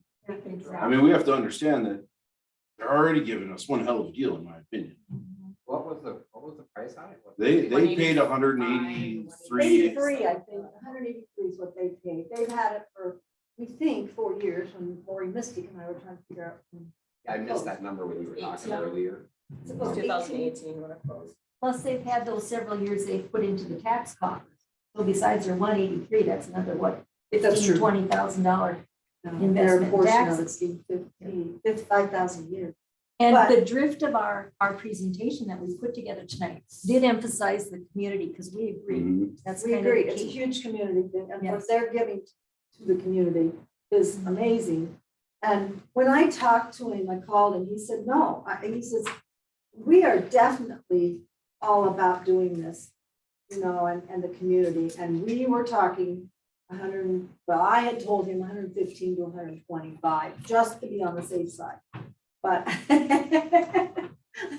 but, His bottom dollar when I talked to him Was was the basically 125. that 125 is. They would take us seriously at that number and nothing under that. And that doesn't Essentially. come from the state. Yeah. So So I don't see how we're gonna get a letter from them to us saying that they'll sell it to us for that.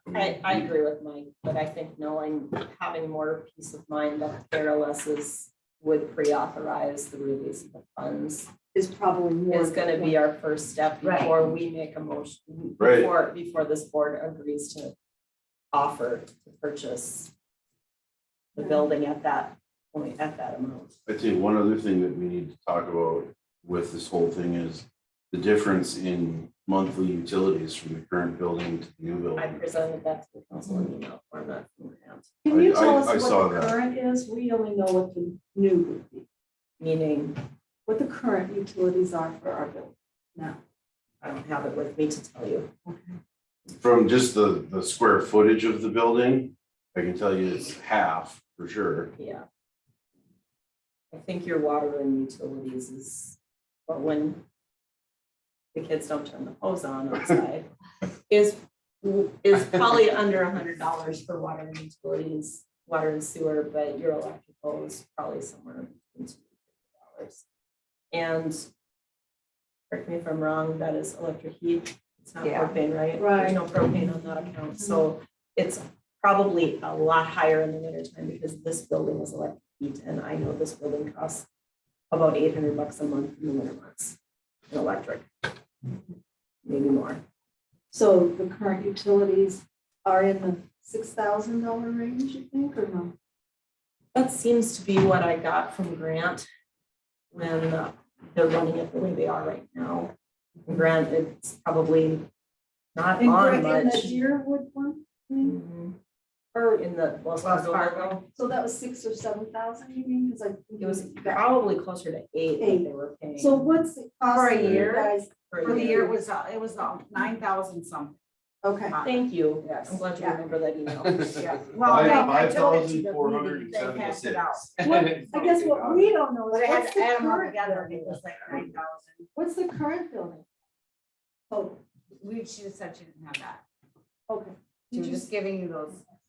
Yeah, so that's why I was estimating $6,000 a year or something like that Oh. with the electric heat up in the winter, and this winter was ridiculous. We all know that. I don't know whether we're Can we get? $3,000 difference or what, that's what I'm trying She's to just find. trying to let, can we get that formatted for the current building? For the For the existing same library. Yep. The current library, yeah, like current.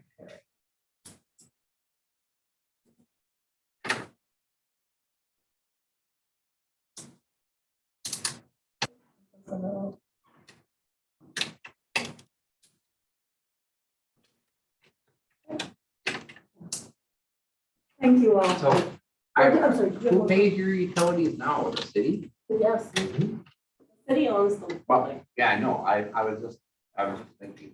You're all out. The only thing that KRLS pays for is the broadband and the phone.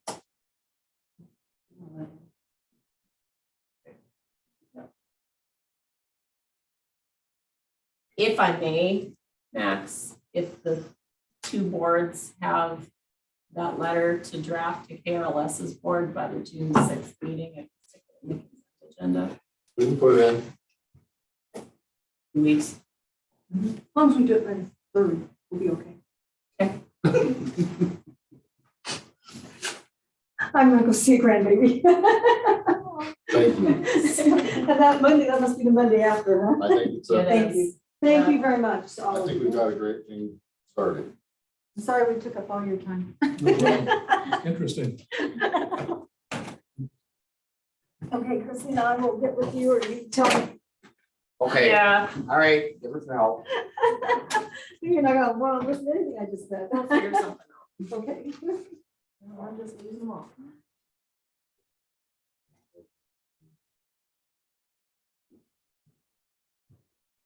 Miriam, do you want this lumberyard estimate back? You may keep that. We made copies. Or I I'll send finally it got to to the put it board. in paper.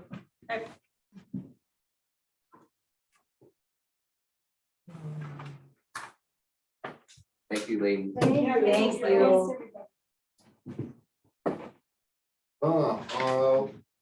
There's nothing further with that. We'll move on to the limited DMV. I have an email and a call out to my contact in Roberts, but I don't have any updates at this time. Very good. Wayside Rest. Wayside Rest. Well, Website. website, excuse me. No, I was down one, yeah. Or- Huh? Website. Where are you? don't worry. We're in H. Max, Yep. come to H with us. From my Sorry, I'm still in the communications library meeting. with Amanda Schaefer, she is acquiring domain authorization from our existing web designer, so that her hope is that the launch date of the new website will be the end of this month. So Which is only, I know, but there's, they have to I got you. file to hold on to and be the container of the domain in order for it to be seamless. A lot of ones and zeros. Something like that, yeah. So I'm going off of, I'm letting Amanda take care of it because that's what we're paying her for. Very good. Yeah. Cemetery vault. I think we really haven't. Nothing really. I talked to Kurt Cease, found out how many bodies essentially he should probably need in there for the year. So with that number and the storage that I think we need out there, gives me a good starting point with Adam at the lumberyard. Talk to him a bit and see what it's gonna take for us to get a building. So that's where I'm at. Probably be a while before I really have anything further for you guys. I'll be talking to the vets this week, actually. We're putting the standards out at the cemetery and stuff for Memorial Weekend here. So we'll be talking to those guys about the relocation of the vet memorial at the wayside here. And from what I gather, they've already heard a little bit of what I want to do, and it sounds like everybody's really on board with it. So good news there. And our stage at the wayside. I know they received another $500. Well, they received $500 from Public Communications. And they're just, all parties are trying to coordinate a meeting with Mike to discuss location. I spoke with Jake Lean and he said that as soon as baseball season's kind of Yeah. to an end here real quick. That's pretty Next- much For Dwight and we'll be able to get between together. between Dwight with baseball and Jake with the new baby and stuff. I figured it was gonna be one school. It's just So these 2 weeks around the end of school, Memorial Weekend goes so fast, and with, you throw out holiday in there and you can't get anything done in the next 2 weeks.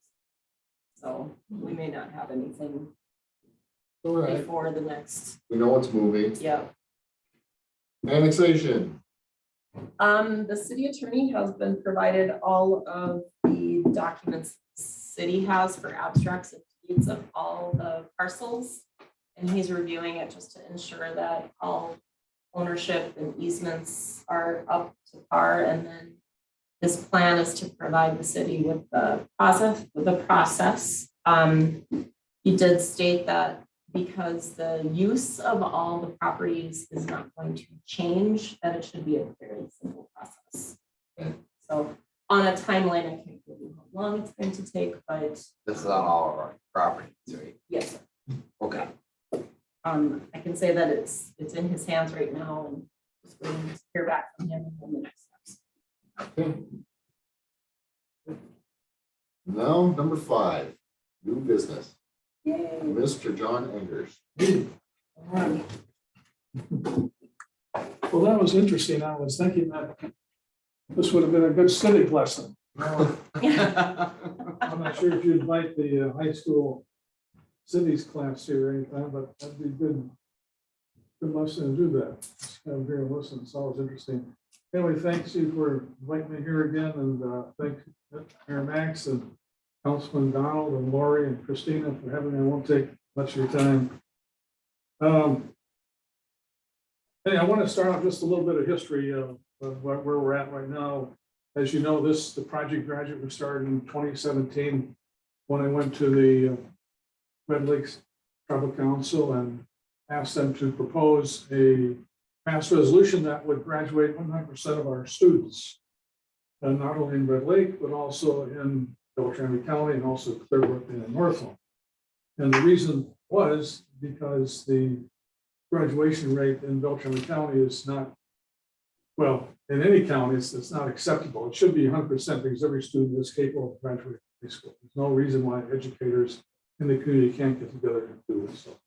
So this was a community effort. It wasn't a school effort, it was a community effort, because as I educated myself for 55 years, we've tried to graduate 100% of our students, because that's really our goal, is to make sure everybody has a diploma, but we haven't done it. So, and what we haven't done is involved the community behind it. So it's a community effort. And so since that time, we have 449 organizations that support Project Graduate, including many here in Blackduck, and all the city councils in the county, including Clearbrook, Dunwoody, and Northland, support it also. So that's really good, it's good. It's an awareness, is like planting the seed. And the biggest thing about this was it doesn't cost anything. There's no money involved. Anyway, so I was thinking, well, what would be the impact, for example, if every student in Minnesota had their high school diploma? And I just picked out today's Star Tribune and circle some headlines here. For example, talks about boosters working. State data show for the first time pandemic outcomes compared by COVID vaccination status. Well, in terms of working, as you know, we're all hurting for workforce, and Bemidji, Blackduck, all over. We could use more workforce. So if we had more high school graduates, we'd have a greater work. And then we talk about it talks about mom charged with murder. Well, we'd have fewer incarcerations if everybody had their high school, because most of the people in prison, over half, don't have their high school. We'd have fewer incarcerations. And then the family says fears for a boy were ignored. Well, as you know, we have a huge mental health dilemma all over the United States, and they're crying for more psychologists, more counselors. In Minnesota, we have the lowest rate, or the highest rate ratio of counselors per student than any other state. And so, but counselors, more mental health people, psychologists. Well, if more people had their high school diploma, we may not need as many counselors and many health workers. I say it because the biggest reason why people drop out of school is because they lack self-confidence. So if they have the self-confidence, we may not need as many mental health counselors. And then another headline says, diplomat quits over Ukraine. Well, we have this war going on in Ukraine, it's another war. And perhaps if everybody had their high school diploma, we might be closer to solving the peace. And the reason I say that, because think about all of the, by the way, this guy deserves an award for patience. It's not, he's a patience with Job, sitting there for this time. Anyway, if we had more people having their high school diploma, we'd be close to world peace. And I say that because there's probably somebody out there. When you think of all the people that drop out of school, there's got to be some more Thomas Edisons out there, some more Steve Jobs, some more Marie Curies, people that just aren't being able to fulfill their dreams because they missed out on the chance to get this one big dream, that was high school diploma. So there's a lot of advantages to having a high school diploma, but I think the biggest one is it talks about a new vaccine. Well, the new vaccine, I think, is a high school diploma. It solves so many of our issues. So to me, that's the new vaccine. Now, I have some handouts here to give you. And by the way, this proclamation that you're going to sign, you may think it's just something little, but it really isn't something little. It's really something big. How many other city councils in the state of Minnesota have passed a proclamation, signed a proclamation that supports high school graduation? The only ones I know of are in Beltrami County. The Bemidji signed theirs a week ago, and I wasn't able to meet it because they didn't tell me when they were going to sign it, but they signed it. And the Red Lake Tribal Council will do theirs in June. And so it's just a way of spreading the word that high school graduation is important. And if we get everybody to believe that, parents and grandparents, so if they just remind their kids, remind their grandchildren about the need to graduate from high school, we can get this done. Anyway, on this handout, I'm gonna give you one of them. This is the what, why, and how, 100%. On this page here, the second page, it lists all the reasons why high school diploma is so very important. And then the last two pages in terms of how we're gonna get this accomplished. And I'll pass these around back. Take one of those. And here's some, here are some posters you can put any place. If you have a place of business, you can do that. If you don't have a place of business, why, next time you go to a business, give them that poster and put it up. I think some of your businesses already have that poster. Here's something that we gave to all the, forget fourth grade or ninth grade in Beltrami County, and your people at schools here in Blackduck have their students. It's just responsible in the lines of Reggie. This will help you graduate. Please read on the back that talks about the student has to sign the year they're going to graduate and just listen. But again, it's just a matter of having the kids realize that they need to graduate from high school. You think that would be a given, but it's not. And here's a poster, here's a sticker. I just got these from the printer today. And these are also supported by the Bemidji Lions. These will go on every door in every business in Bemidji and Blackduck and so on and so forth. And you can take, just kind of take a couple of these, and if you have, put them on your car or put them on your business, and that would be terrific. And with that, let me just answer any questions you have about what we're trying to do. What are some of the graduation rates Well, right now, John? that's good. Yeah, I could recite those. I know them so well. Let me just tell you, Red Lake has a graduation rate of 30%. 30%. Bemidji has a graduation rate of about 85%. The American Indians in Bemidji have a graduation rate of about 60%. Here in Blackduck, the graduation rate is between 85 and 90%. Blackduck has always been pretty high, but it's still not Not 100%. Now, at one time it was. I think when I first moved to Bemidji back in 85, it seemed to me I recall that Blackduck had a graduation rate of 100%. I'm not sure, but I think that. Yeah. Now, the school that has the highest graduation rate is Minnetonka, and theirs is 97%. And you say, well, how does that happen? Well, it's very easy. How it happens. It's not that Minnetonka High School is so much better than Blackduck or Bemidji or Collier. It's the fact that the kids that go to Minnetonka High School, both my nieces graduated from there, they go there with the mindset that they're going to graduate from high school. I mean, it's just there, just like when you graduate from high school, you have a mindset to do it. But not only graduate from high school, they have a mindset to graduate from college. And that mindset was put in there by reminding their kids, make sure you do well in school, get to school, do your work, you're going to graduate. So they just didn't think anything about not graduating. So that's how it's done. And that's what we need to do here in Blackwood and Collier all over. Kids have to have a mindset to graduate. Wouldn't it be great, for example, here's a challenge for Mr. Mayor and City Council. What if Blackduck consistently, year after year after year after year, had a graduation rate of 100%? And you could do that. I mean, you could do that if you just reminded people over and over and over again, you need to graduate from high school. Now, this year, for the first time, I'm going to, I made presentations to all the school boards in the past several times. But this year, for the first time, I'm going to ask the school boards to also have a graduation rate goal of 100%. And now they might say, well, we have that now. So, well, you don't really, because you have in the world's best workforce, which every high school in Minnesota has to be involved in. And in that workforce, they have to report to the state every year their graduation rate, by the way, which is based on the four-year enrollment of ninth graders. Let's say if you have 50 ninth graders, and when they graduate 4 years later, as a seniors, if you still have 50 ninth graders that graduate, you have a 100% graduation rate. That sounds good in Minnesota. And but one thing they don't do, you see, is that they don't involve the community. They don't do what I'm doing right now, going around and talk to city council, businesses, and say, here, get a poster board, put it up, and my kids will graduate. That's what they don't do. And so that's what I'm going to convince them to do. So maybe, and they ought to, I don't say anything disparaging about our schools, because I've educated myself. I love teachers, and Minnesota has great schools. But they don't do enough in terms of just involving the community and helping them. Like putting up a poster and this sort of thing. And also teachers can do more too. And this is outlined in your fact in that one handout here. They can put up their high school diploma in their classroom. They can remind kids every day, be sure you graduate from high school. They can have their kids sign the pledges every year that they're going to graduate from high school. And they can begin, every teacher has to be responsible for graduation, even though they teach kindergarten or first grade.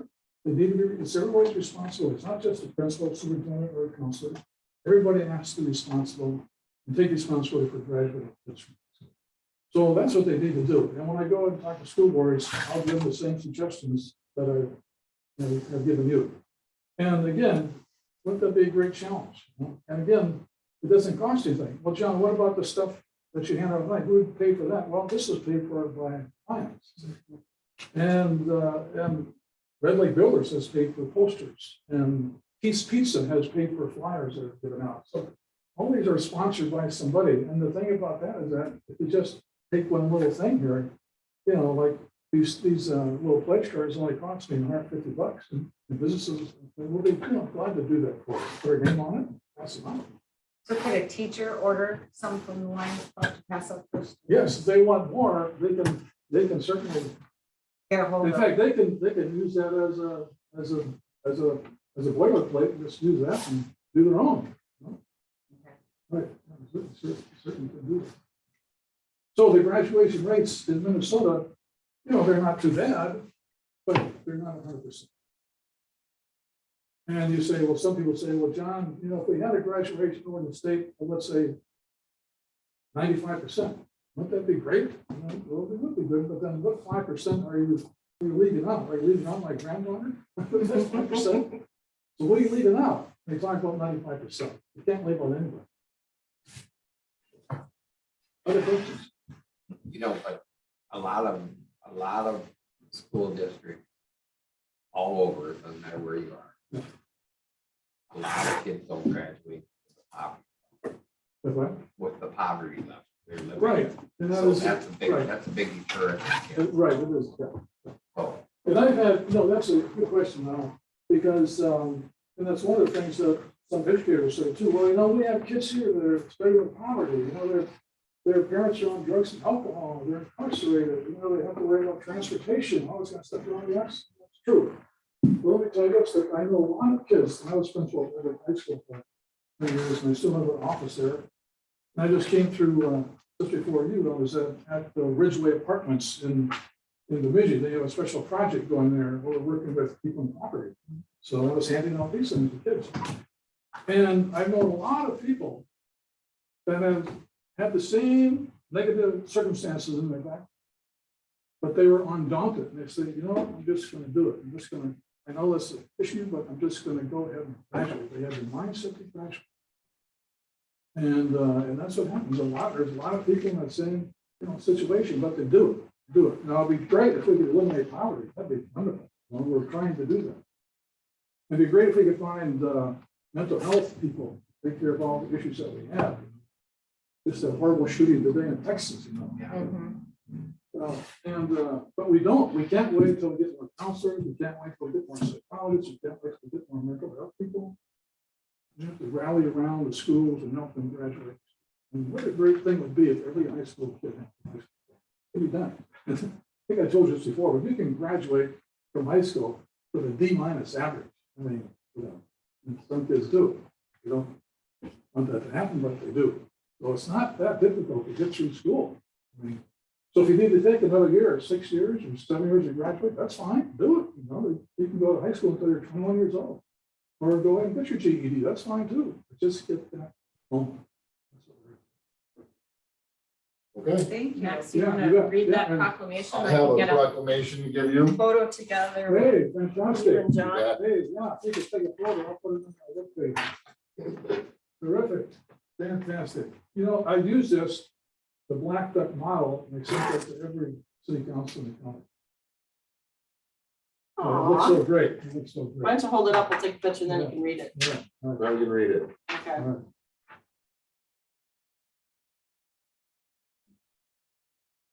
All right, awesome. As mayor of the city of Blackduck, Minnesota, I, Maxwell Gillette, proclaim May 24th, 2022, 100% graduation day in the city of Blackduck. Whereas the city council of the city of Blackduck, Minnesota has determined that a goal of 100% graduation rate is beneficial to all concerned.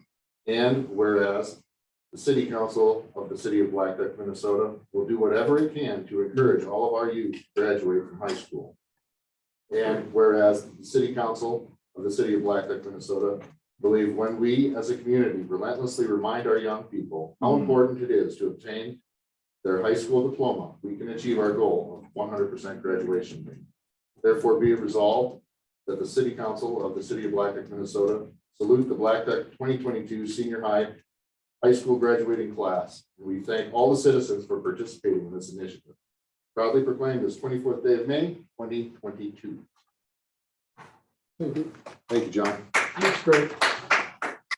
Thank you. Again, John, I always Terrific. appreciate it. Well done. Awesome. I'll be send a copy to the school board chair. And them.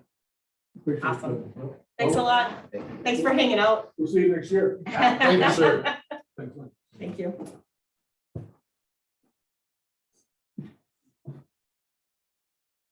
I'm glad you could make it. He didn't make our proclamation last year. He We didn't got make the our- proclamation, and I don't know if, I know Lori wasn't here, but I don't know I if was here. you were here. Yes, I was. I don't know if I was on the Remember? council. I don't know. I think I was sitting here, Okay, because I don't think I was elected yet. Remember I came like two or three it times? was, yeah, it was kind of back and forth in that month or so. I forgot to mention this before we even started, but Rachel and Scott were not. Okay, so do you want me to move that to the next work session then? No. You can remove it. Okay, remove completely. Got it. And I asked why it's being removed completely. Because they asked. Okay, I didn't know if something had changed or not. I had talked to Rachel about it. So I didn't know if you had. No, known. she called me this evening and said that they had, changed their thinking on it. Okay. Oscar. Yeah. It's right back to you, bud. Or we tag team on this one then? Yeah, you want me to go first? Yeah, go ahead. I'll get into the funding. Well, yeah, I see that and funding option. Yeah, I'll So- try to help out as much as I can, so. So we talked last fall about Oscar. And then we talked again a month when or I two was ago there, it was a work session, I wouldn't, about Oscar. yeah. And I kind of nicely and politely asked you guys to make a decision. Still asking, what are you gonna do? Well, weren't you gonna just tear up all the asphalt? No. That's what I had asked talked you about. what you That's what wanted you me had to talked do. about. That's an option, but I asked this council what this council wanted to do. I am not gonna be responsible for ripping up asphalt that those people over there just paid for not too terribly many years ago. So the assessment was paid off this year. The last assessment year, to pay the bond, the debt on the asphalt on Oscar was completed this year, 10-year debt. The 10-year debt, and it's worthless now. Yeah, and a big portion of that is the increase in traffic over the 10 years, and the growth on that road was not planned on when it was paved originally. So what's there north of Oscar now,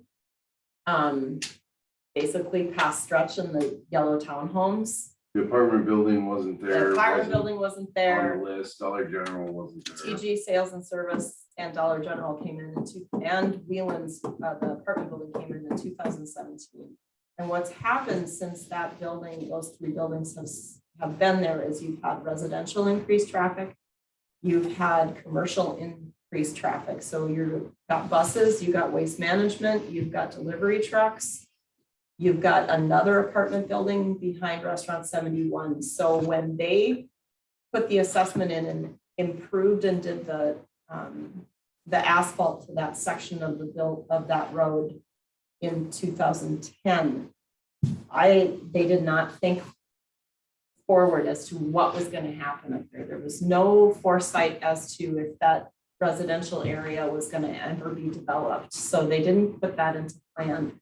And what's happened is, especially since the next agenda item, Oscar has slowly deteriorated because MnDOT's drainage from the highest side of town underneath 71 drains out that way and goes underneath Oscar. And it wasn't built high enough. There's a number. There's a things number with of Oscar factors that for weren't it, so. done that maybe should have been, the Yeah. foresight wasn't there. There's a multitude of things. Bottom line is I flat out refuse, and I'm sorry, but I refuse to have to make this decision solely on my own. To Fair enough. tell these people that they just paid for the last 10 years, to have pavement right there, and now I'm gonna rip it out because it's junk. So how would the We're gonna- road be different with the, It's gonna be built the right way. okay, so it's It's a gotta, thin road, it's not, it's gotta be, curved, it's gotta be excavated down a bit. The material needs to be laid back in. There needs to be, geomat in there. There's a number of things that need to be done different. so it's basically just blacktop? Or, How You know- many layers of asphalt are on there? So there's a 2-inch lift and that's it? I believe so.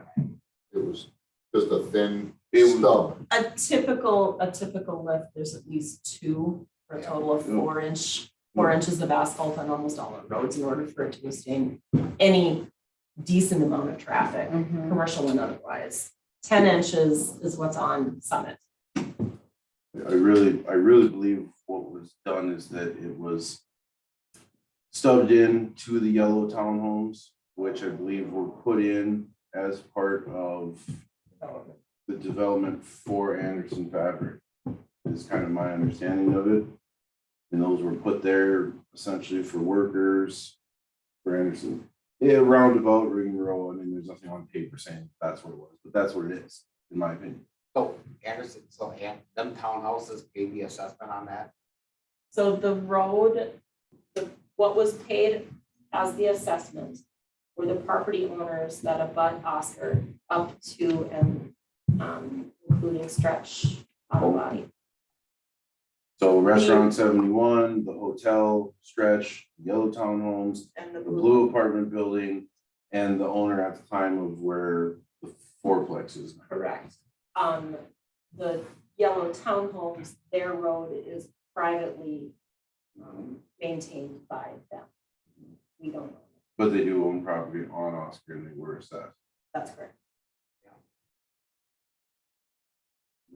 so should a letter go out to those property owners? I mean, how do we even address that fairly?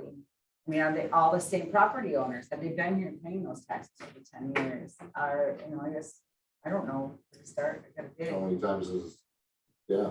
Well, Bunch of things change. obviously, Stretch and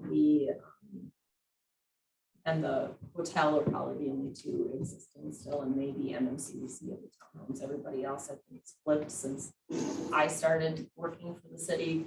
So assessments follow properties, Mhm. obviously. Well, yeah. Right, and it's done. I mean, I can only see a couple people having an issue with having to rip it all up at this point, but we have to do something regardless if it becomes the city's responsibility or we do a brand new assessment. But on the long term, the entire road needs to get looked at, not just the section that Mike is most concerned about. You guys have been over there recently. I It just hope. continues to Yeah. have problems. You've seen what it looks like. It's only went up to your. I'm literally putting 1.5 rock into old asphalt and smashing it in with my backhoe to make sure cars don't sink and lose axles.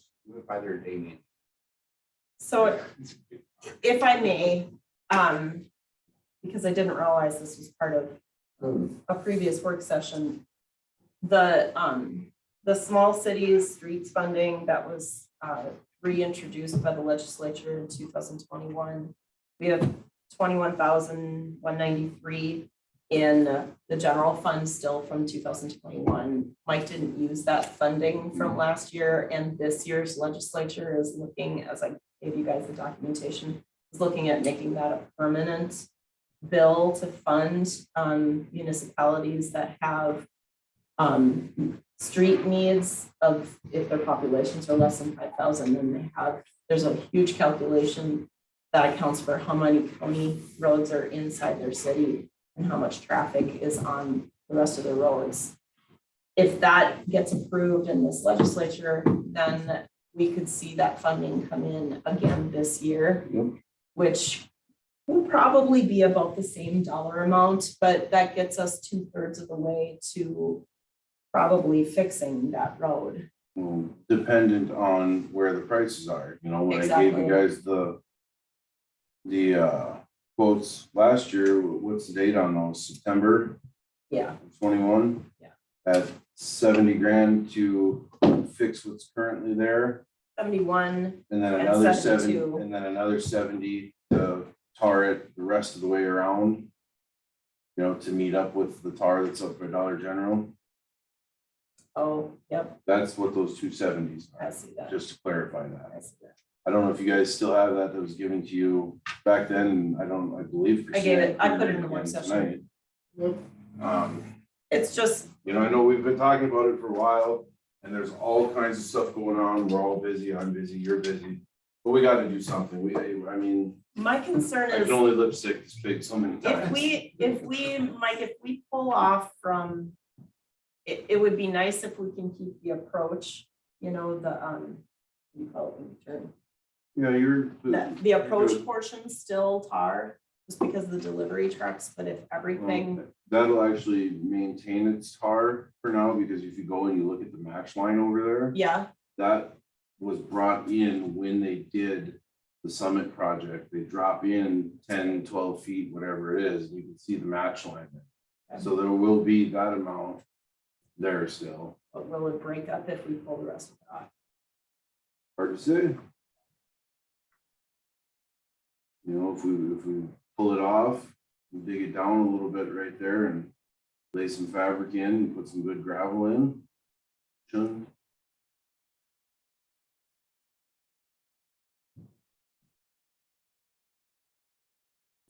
The problem that we have right now is we only have enough funding to do a third project. This is the problem we're in with everything, Right. with every street that we have here, you know, unfortunately.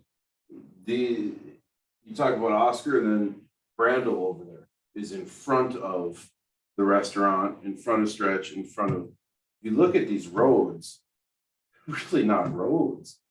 The grass was peeled back, the trail was made, they started using them and throwing a little gravel here and there and here and there. They really were never meant for where we're at now. Well, the one over behind Anderson, they were going to your new place. I was down that day, and this is bad. That again, that again is one that was not built with foresight for how much Anderson's grew and the amount of deliveries and you know, shipments going out from that building that go out that road back there. And truth be told, I'm fully expecting that road to be close to blown out when all is said and done back there. Oh, I suppose with all the heavy equipment going in and out of there, and trucks. I mean, I seen you were pounding rock in that hole there too. Yeah, well, if you look at what fell apart on that road first back there, you can see where delivery trucks are coming in and they're cranking hard to make the turn to go back to the dock is where it first started. And just the weight of what's in and out was never thought of back there. And that's a lot of town as well. You know, the mixture of the clay, the heavy clay here, the amount that it moves, especially when frost is coming out. You guys have seen it. Go down some of these roads. We're in a real bad place. So Mike, Can we make that a gravel road for the next year or two? Or, I mean, is that a possibility? I can absolutely do Would it. it be better than what it is now until we can come to some? I'm just asking because I don't know of any other solutions. You know what it is now? I mean, you see, drive over there, take a drive tonight Okay. when we leave here, go over Oscar, and you'll see what we've been doing. We've tried gravel in some areas, you know, to fill potholes in. That really doesn't work very well. As soon as it rains or anything, that gets washed out. The bigger stuff over there, that's 1.5 inch rock that we're putting into there. We're trying some crushed granite with some of the fines to see how that's gonna hold into some of these areas. You know, the other patching with tar, asphalt is completely out of the question for us, because if you look over there at how alligator the road is, you can see the last patch that we did. Yeah, that looks nice. The little 10 by 20 patch we did. It's wavy because the ground's moving, but it hasn't broke yet. But it will Right, soon. but it will. It will soon, and it's all alligator everywhere around it. So where do I start? Where do I stop? Can we, if we pull the asphalt off for this year and formally make a plan for, assuming the legislature gives us small cities money in 23 and 24, to asphalt it in 23? Well, here's the other thing. If we're truly gonna look at asphalting the road, then I wouldn't suggest pulling the asphalt off. If I pull this asphalt off, I need to put some gravel there. Or we're gonna lose coverage on our road. Water in that road, sewer in that road. Okay, any coverage we take away, lets that frost run faster. Okay. Beyond that, we pull the asphalt off. Now I gotta get to my manholes and I gotta tear them apart to lower the manholes so that they're not sticking above the road. Those are sticking above the road and my plow hits them. Now we're having a lot of fun. So there's things there. That's where I need to know, okay, are we gonna do it relatively soon? I mean, I can get through probably this year. You know, I can, But how much are we adding to these estimates? that's the thing. Well, no, for That's like with now. every other thing we've done. Everything's going up. Is it gonna go back down? Right now, I know that we've already, just by waiting from 21 fall to now, what's the gas price difference? What's the fuel? What's the diesel difference? I mean, this is our quote of 70,000, it's probably 100,000. By the time they mobilize everything here and all that. 23, if I'm not mistaken, Christina, is 71 not being redone in 23 up to us? You know, they have revised that so many times, I don't know, and with everything, how the Bemidji got delayed, Mm-hmm. that might get delayed another year too. It Okay, might not be going until 24 up here. well, there's the possibility that when and if they do that, that is the best time for us to get a deal of any kind Mhm. when it comes to doing asphalt. And I would be more in favor if the small cities gets approved with the forecast that they have to bank that and earmark that money for that Which is project. exactly why that money didn't get spent last year, because $21,000 is not much in the scheme of things for roads. No. The last time we got it and what we used it for was to pave our, the two alleys. And that ripped up so terribly. Well, and then the thought was, you know, the budget, my budget for Just street materials. street materials, we drastically cut that the last 2 years in a row. After we had brought it up nice, and then we started cutting it again. The thought for me was eventually having almost a matching fund. You know, every year, if we were gonna get 20,000 and then we were putting our 20,000 in that we did have there, well, that starts getting to be 40,000 for paving every year. It's not a whole lot, but if you start holding for a couple of years, now we're talking about maybe starting to do some stuff. So Have a lot of streets here. Well, 95% of them. You know, all the way around this whole school. I mean, But we gotta do infrastructure too. Yeah. That's what a lot of people don't understand. And the schools building, when that gets put in the fall, that'll continue to break up, Mhm. Margaret. So if you think that it's better off to hold off and wait and not pull that asphalt off because of a future plan. Well, I mean, I need to know that. Yeah, That's what I'm asking. absolutely. That's why we're So having a you want to know conversation. that we're gonna, We know that you're committed and that you're To- actually, I mean, we're gonna. Well, I pay. can tell you this, Mike. As of right now, I would be committed to doing it Doing it, Appreciate what do you that. mean it? by paving it. In 23. Yes. With what money? With small cities money. Okay. That was only gonna get us 2/3 of the way there. Yep. 2/3 is better than 0/3. But, okay, they are grinding they started grinding on 70. Well, that's down in Is Bemidji. it coming? No, it's north of, Not, it's okay, it's Okay. 2 miles north of Bemidji. but I mean, It's not coming this way this year. I mean, you say in 23, so. I don't think it's gonna happen. That's what we were told, but that was 3 years ago now that we talked about. We It'd be can't count on 24. that. Plus, you know, it's an election year, so I can't guarantee you much after that. I guess, guys, I'm really at the point where I don't know what to do anymore. We've talked about this. It's in a hurt bag over there, and I gotta have some direction on where we go. I can keep going the way that I'm going, but something's gotta change. This one's getting bad. And we've got other streets that obviously are rough here and there. We know that. We've talked Northern down there. But Northern isn't gonna swallow your car. Whereas Oscar's getting to the point where there's a big So, battle yeah, over we there can- that will swallow your car. so it's so bad that it can be, are you talking it will damage people's vehicles where we would be liable for that?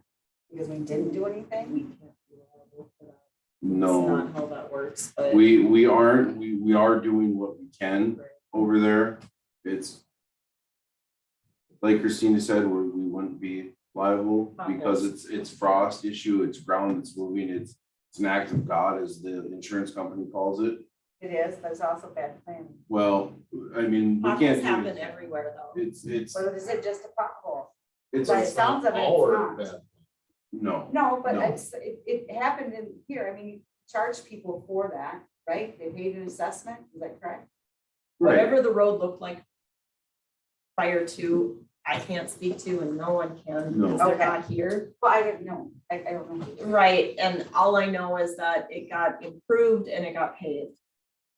To whatever extent it was prior to, I don't know. So it had to have been an improvement from what it was before that. Now it's just not enough of an improvement to handle what we need it for now. it has to be Okay. ripped out to be repaved, no matter what. Okay, so So, when and if we do repave it, it will be ripped up. My question here to you guys was, do I keep going the way that I am, just indefinitely? Or is there going to be some sort of true plan? Or do we pull it out and put gravel there and call it a day? We don't talk about this anymore. well, I think the people that live there should have a say about it. I mean, if you have another option, if we can't afford to do it, and they have an option to have it done by paying another assessment, that should be something that we look at. That's true. That's a good point. I mean, they may have to make the answer for us. They may want it, or they may not. And if they don't, then I guess we just keep doing what we can do until we can afford to do it. So what we need is a feasibility on that road. And see, now we're getting too far out there, in my opinion. I know Now we're gonna start wasting money. We're gonna spend 15 grand for somebody to tell us, yeah, you should put tar on this. But the only way to assess it is to start that process. So that's why I need to know that side of it too. You can't just do it and then charge them. You need to show a feasibility in a public hearing. I get that. Yeah. I'm just saying, I'm not gonna, I hate- I'm not gonna I- find a $10,000 I hate, bill in somebody's mailbox. I hate the way that it works. I know. Yay, So government. who does that?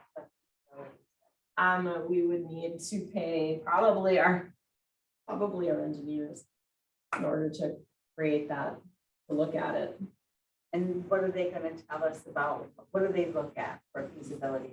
I'm just out of the, I'm out of the egg here. Okay. They'll see how many vehicles are using Yeah. it, what may be built in the future, you know. What it no- has right now and how that's holding up and its age, the asset itself.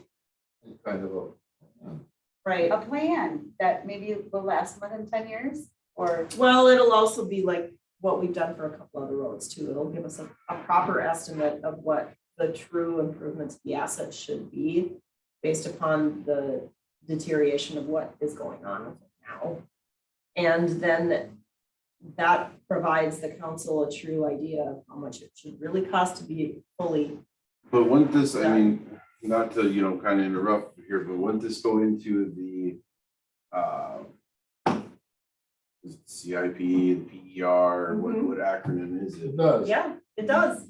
So we're right back to that with all this. We've been working on that for 3 years. I mean, what's the point of doing a side project on? When we already know it needs to be improved. Right, It's already in the CIP. so, But an individual assessment has to still have a feasibility study on it. okay, so I guess here's, after this conversation tonight, here's where I'm at. I'm gonna keep stuffing rock in the bastard, and that's it. You can put me on record for saying it exactly like that too. I would encourage the council to talk to property owners and see how they would like to see and what they want to, what they've been dealing with too. I mean, obviously, it's gonna mirror exactly what Mike has been telling you. But from their perspective, that'll tell you if they really want to see it back or completely asphalt, all the way up to Dollar General. no, And so, if I had a list, I'd go sit and talk to all these property owners. Doesn't take much to knock on the door. Okay, but who owns them? I mean, you can go to the stretch or Yeah. the restaurant Yeah, or down, you know, okay, Dollar General in management, you gotta call them, yeah. but who owns the other building? Okay. You know, I can provide that. and doesn't normally a letter go out? And when there's something that. Oh my, yes, Yeah. that's, yep, that's that whole process. So you have the feasibility study, you announce the public hearing. You discuss the feasibility study and say, yes, it is feasible to improve this road and it's gonna cost this much. And there may be assessments. Then the public has the right at that point to say, I don't wanna pay an assessment, or I'm okay with that because of this. What I want. Right, and the council hears all that feedback before moving forward. and it costs us 10, 15,000 beforehand. You have to have a public hearing regardless. Yeah. Yeah, I mean, talking to the property owners is a good idea, but I think Mike is in the right path for the short term. He's gotta get through this year and next winter, That's It's terrible. getting worse every year. regardless Since I've of what been- happens with the small cities. It's terrible. And if commercial development continues to happen or residential, we're gonna need to improve a lot of that section. And, you know, part of the thing, just to round it out, I know Max knows because over on Mill Avenue, the amount of frost boils over there. But we can work with those a little bit easier, being that it's a gravel road. You've seen it, how much rock do we put over there trying to make it go? Yeah, you can grab, you can You know, it's Agreed. still Rock. the same problem. And again, a lot of that problem is the clay here, the movement of it. And, you know, a solid sub base to these roads, but again, Oscar. I just needed some insight from We need the council, right some feedback. input on what you guys are seeing, if you're seeing the same thing I am. I mean, I'm beating my head against the Oh, wall. we're over seeing there. I'm beating my head against the wall, and I need to know that I can just keep beating my head against the wall, and everybody's gonna understand. And we're hearing it. We don't too. want I you mean, to I do hear it from people. Sure. Why we're not doing something over there. That's, you know, I try to explain where we are. Okay, so if we wanted to go move ahead, where are we to get funding to do it in the first place? What do you mean, just having the feasibility study No. done, or? Just say we go ahead and say when the city's gonna pick up this tab and tear it all apart, have somebody tear it all apart, repave it all. Where are we gonna get the money? Well, and that's, Those funds that, Mike, you were talking about. that come up Small with- cities. like Small- Christina said, that got us 2/3 Small of the way. cities fund? And that 70,000 estimate did include that at that time. It was ripping out what was there. Doesn't it say that on there if I remember right? Remove existing Yeah. asphalt, yes. There you go. Okay, And that's from Northern Paving. Yep. and this is last year's bid, so you're probably Right. gonna add another 25. I'm guessing all of that. Okay, I'd really so, like to see it. If the legislature. But now you're gonna have to, what you said, all right, stuff and rocking. Deal with it now. good See enough. what happens with the This is state not- too. This is not a for, we're not forgetting. We just needed it to where we all spoke about it again, that it didn't get swept away.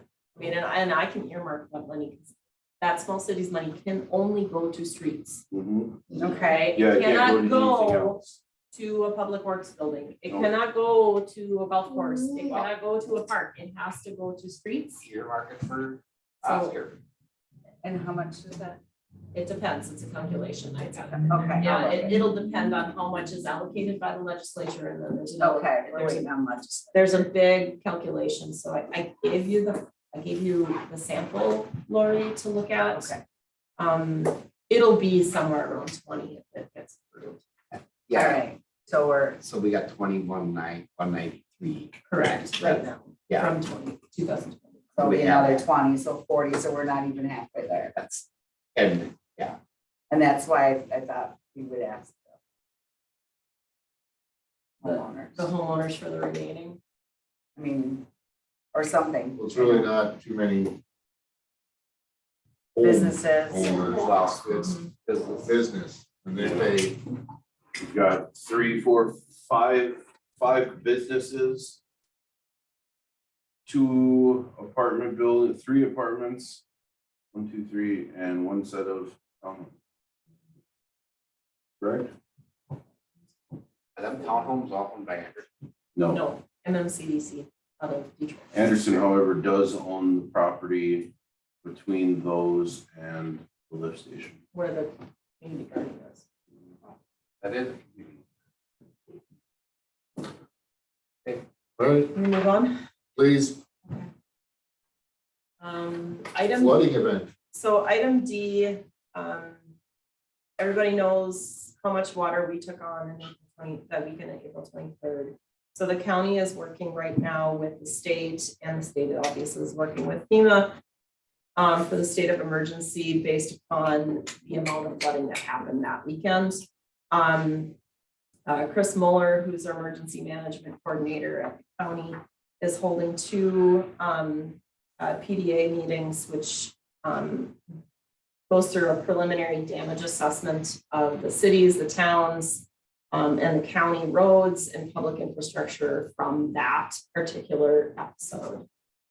Mike and I, prior to tonight's work session, started laundry listing all of the activity and washout that we had here in the city, because I need to provide them a preliminary list of man hours, material, damages, in order for it to contribute to the county's disaster. If it hits a certain threshold, it'll get 75% repaid back to the state to help fund some of that repair work. If the state matches, gets to, I think it's $9.3 million, then it becomes, then the state can get funding from FEMA, and it becomes 100% payback. So they're holding 2 meetings, one in Grigla tomorrow night, or tomorrow morning, and one at the EOC at the Law Enforcement Center in Bemidji Thursday morning. I'm gonna attend the one Thursday morning with as much of the PDA that Mike and I can gather in a very short term. They know that this past month has been difficult trying to get everything together with this PDA, because people are still fixing problems from that weekend.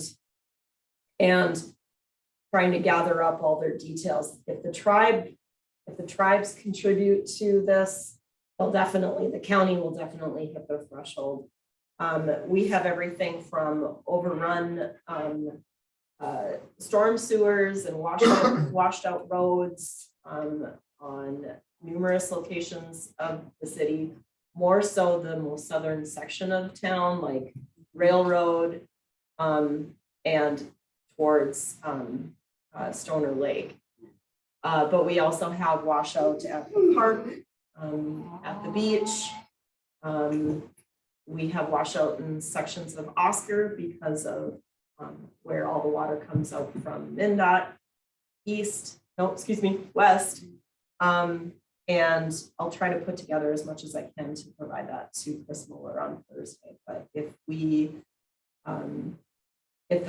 county can get it approved and the state gets it approved, then we have some funding that can come back to us to help pay for material and reinforce the labor that Mike and his team have had to put in to fix a few problems. But we have more fixing that's still ongoing at this point, that's still going to cost us money to get things where we need to go. And he's already put quite a few yards of rock in different areas of town and gravel just to build things back up. We have other underlying problems in different areas that we're not sure of that could still cost us more money, like the water main break that happened at Third Street and Railroad that could have been compromised during that flooding event too.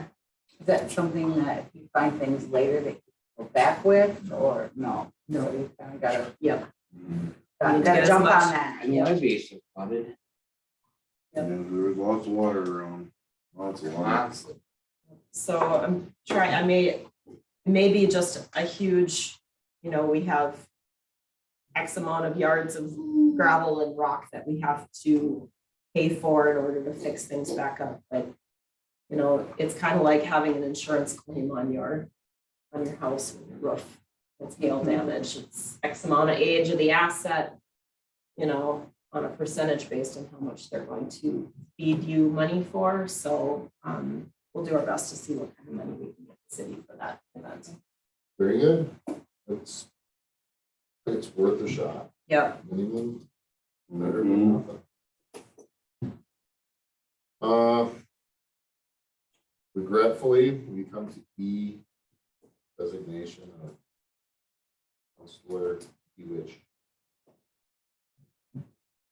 Yeah, so Bobby Joe came to me last week, turned in her resignation. Her husband is taking a different shift. And it's making it very difficult on the family for her to be able to fulfill her board duties. So she has tendered her resignation. We will formally accept at the next. Yep, I'll have a resolution Good. ready at that point. And I'll alter the appointments and committees resolution for the council to approve as well and some vacancies there. And at this time, I will close the meeting. Let's see here. Close the meeting. Council is closing pursuant to the attorney-client privilege under Minnesota statute 13D.05 subdivision 3. Do you need a motion for that? He made the first, I need a second. I'll second. Do you have any discussion on it? No. All those in favor? Aye. Aye. Meeting is now closed. I'm going to Mike? pause the recording. Good night, everybody. Hey, Joe. Hey, how you doing? Good. I'm going to pause the recording. And at this time, I would like to make a motion to close our closed door meeting and open our regular meeting. And it is 9:04 p.m. And I second that. All those in favor? Aye. Aye. Opposed? Motion is carried. Now, this time we are to number 7 on our current agenda. Motion to adjourn. Adjourn. I have a motion to adjourn. Yes, Do we I have have a a motion. Second that. All right, Don seconds that. All in favor? I. Yes, Aye. you stand adjourned. Thank you. Very good. All right.